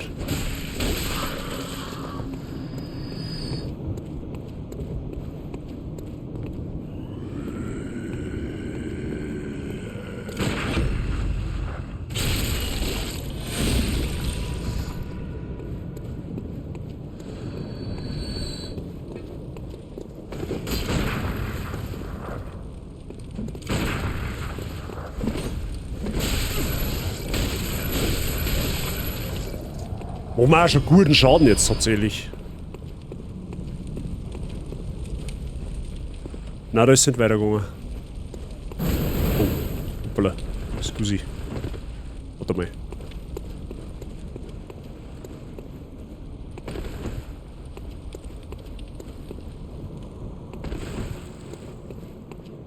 Okay, vielleicht man, da komme ich mir um. Ja gut, ja dann, mal schauen. Aber jetzt schaut man, dass man da irgendwie zumindest da aufgehen kann. Das hätte ich schon gemacht. Naja, egal. Gut.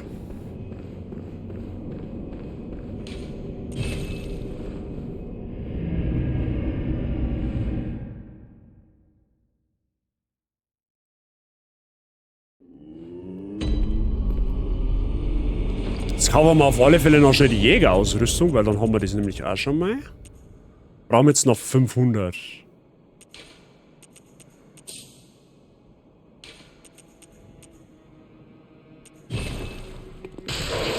Oh, das war wegen Fei. Wird jetzt gar nicht. Ja gut, ist wurscht.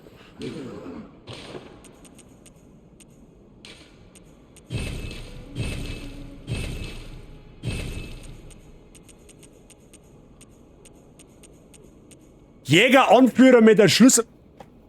Ja, okay, jetzt wissen wir's. Jetzt wissen wir's.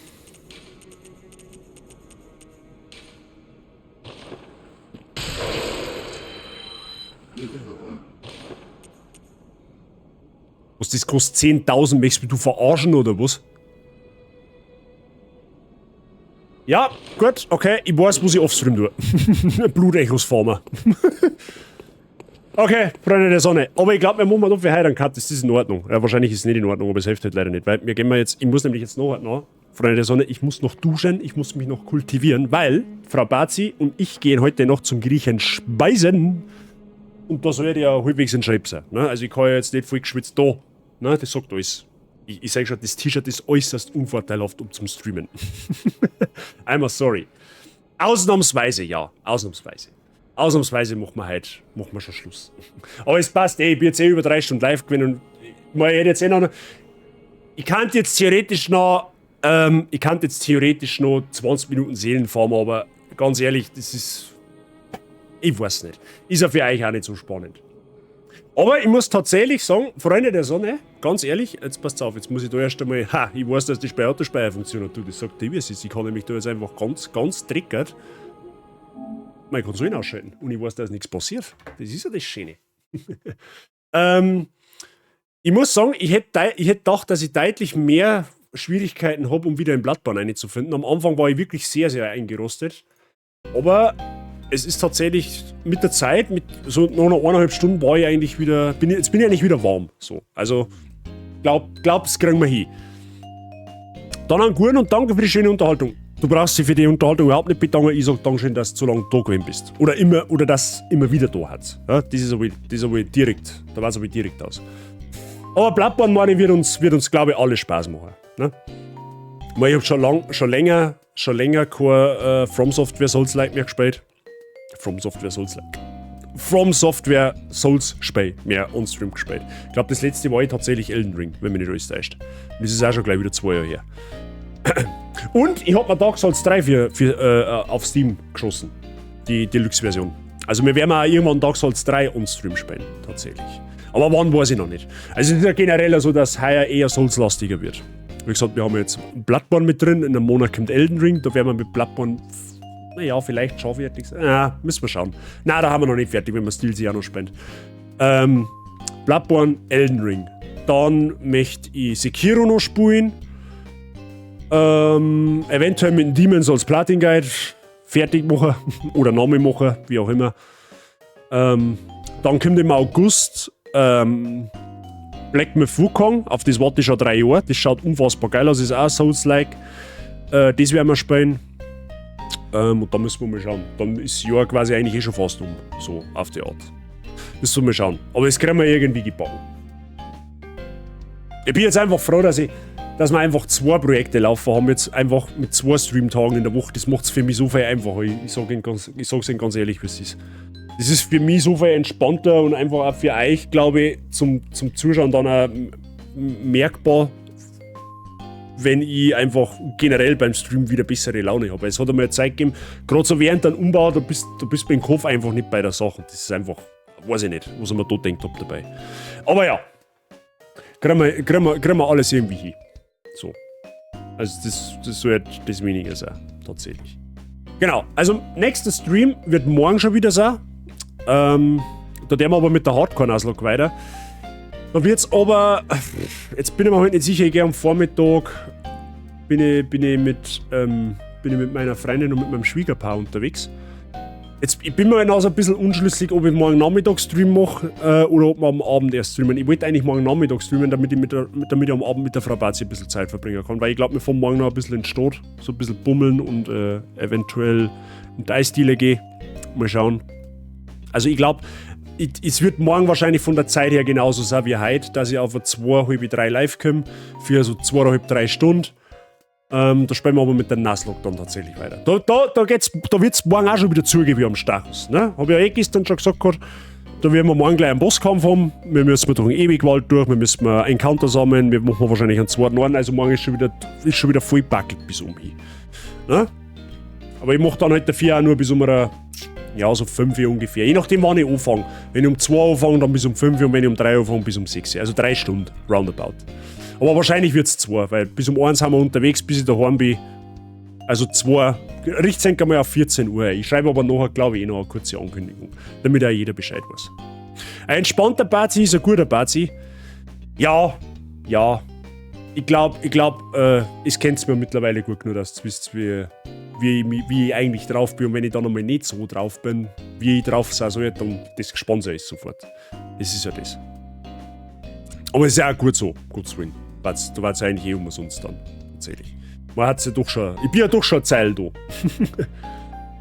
Jetzt passt zu Wacht. Ich muss mich schon schauen.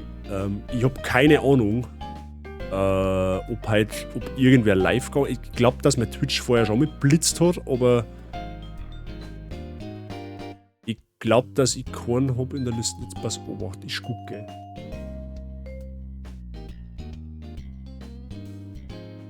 Ah, doch.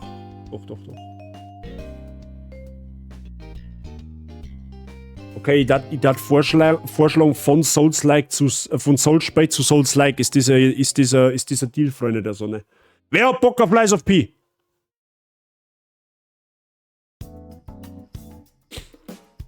Warum verstehe ich die Frage eigentlich? Ja, aber warum kann jetzt ich?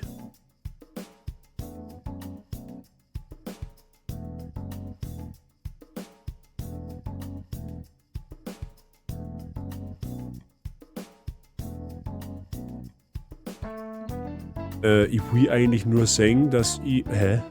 Ja gut, okay, dann mache ich es halt anders, bis ich das wurscht.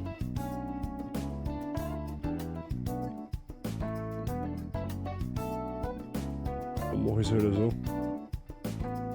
Twitch backt schon wieder, das geht mir schon wieder auf den Arsch. Ja, ja, womöglich. Ich kann da leider nicht zuschauen wegen Spoiler, Lurk tut eh schon. Achso, okay. Ja, das ist ja vollkommen legit, aber ich glaube, der bin ich immer wieder ein Rage schuldig tatsächlich. Okay, Freunde der Sonne, wir haben einen Raid-Command.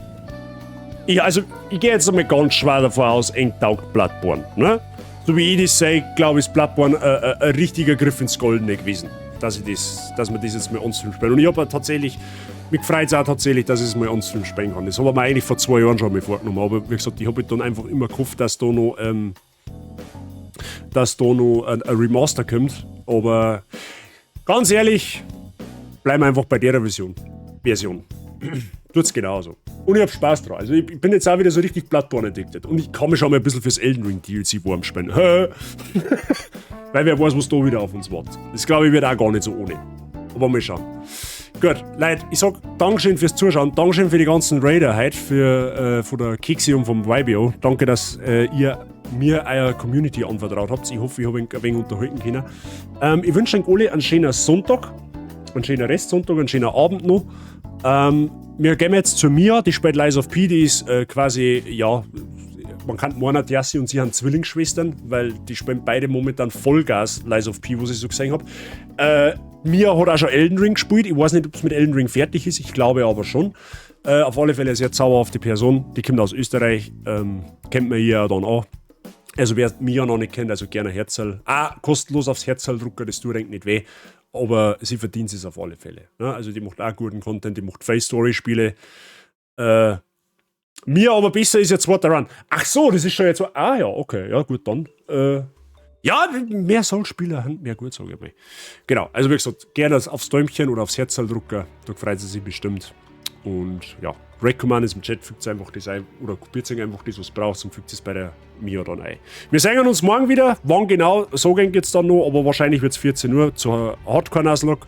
Und am Mittwoch spielen wir dann wahrscheinlich mit Bloodborne weiter. Und Wochenende, dieses Wochenende von mir, sind dann von mir keine Streams, weil ich in München bin, bei Metallica. Und Samstag werde ich mir auch Zeit nehmen für Frau Bazi. Aber da sage ich dann morgen was dazu. Okay?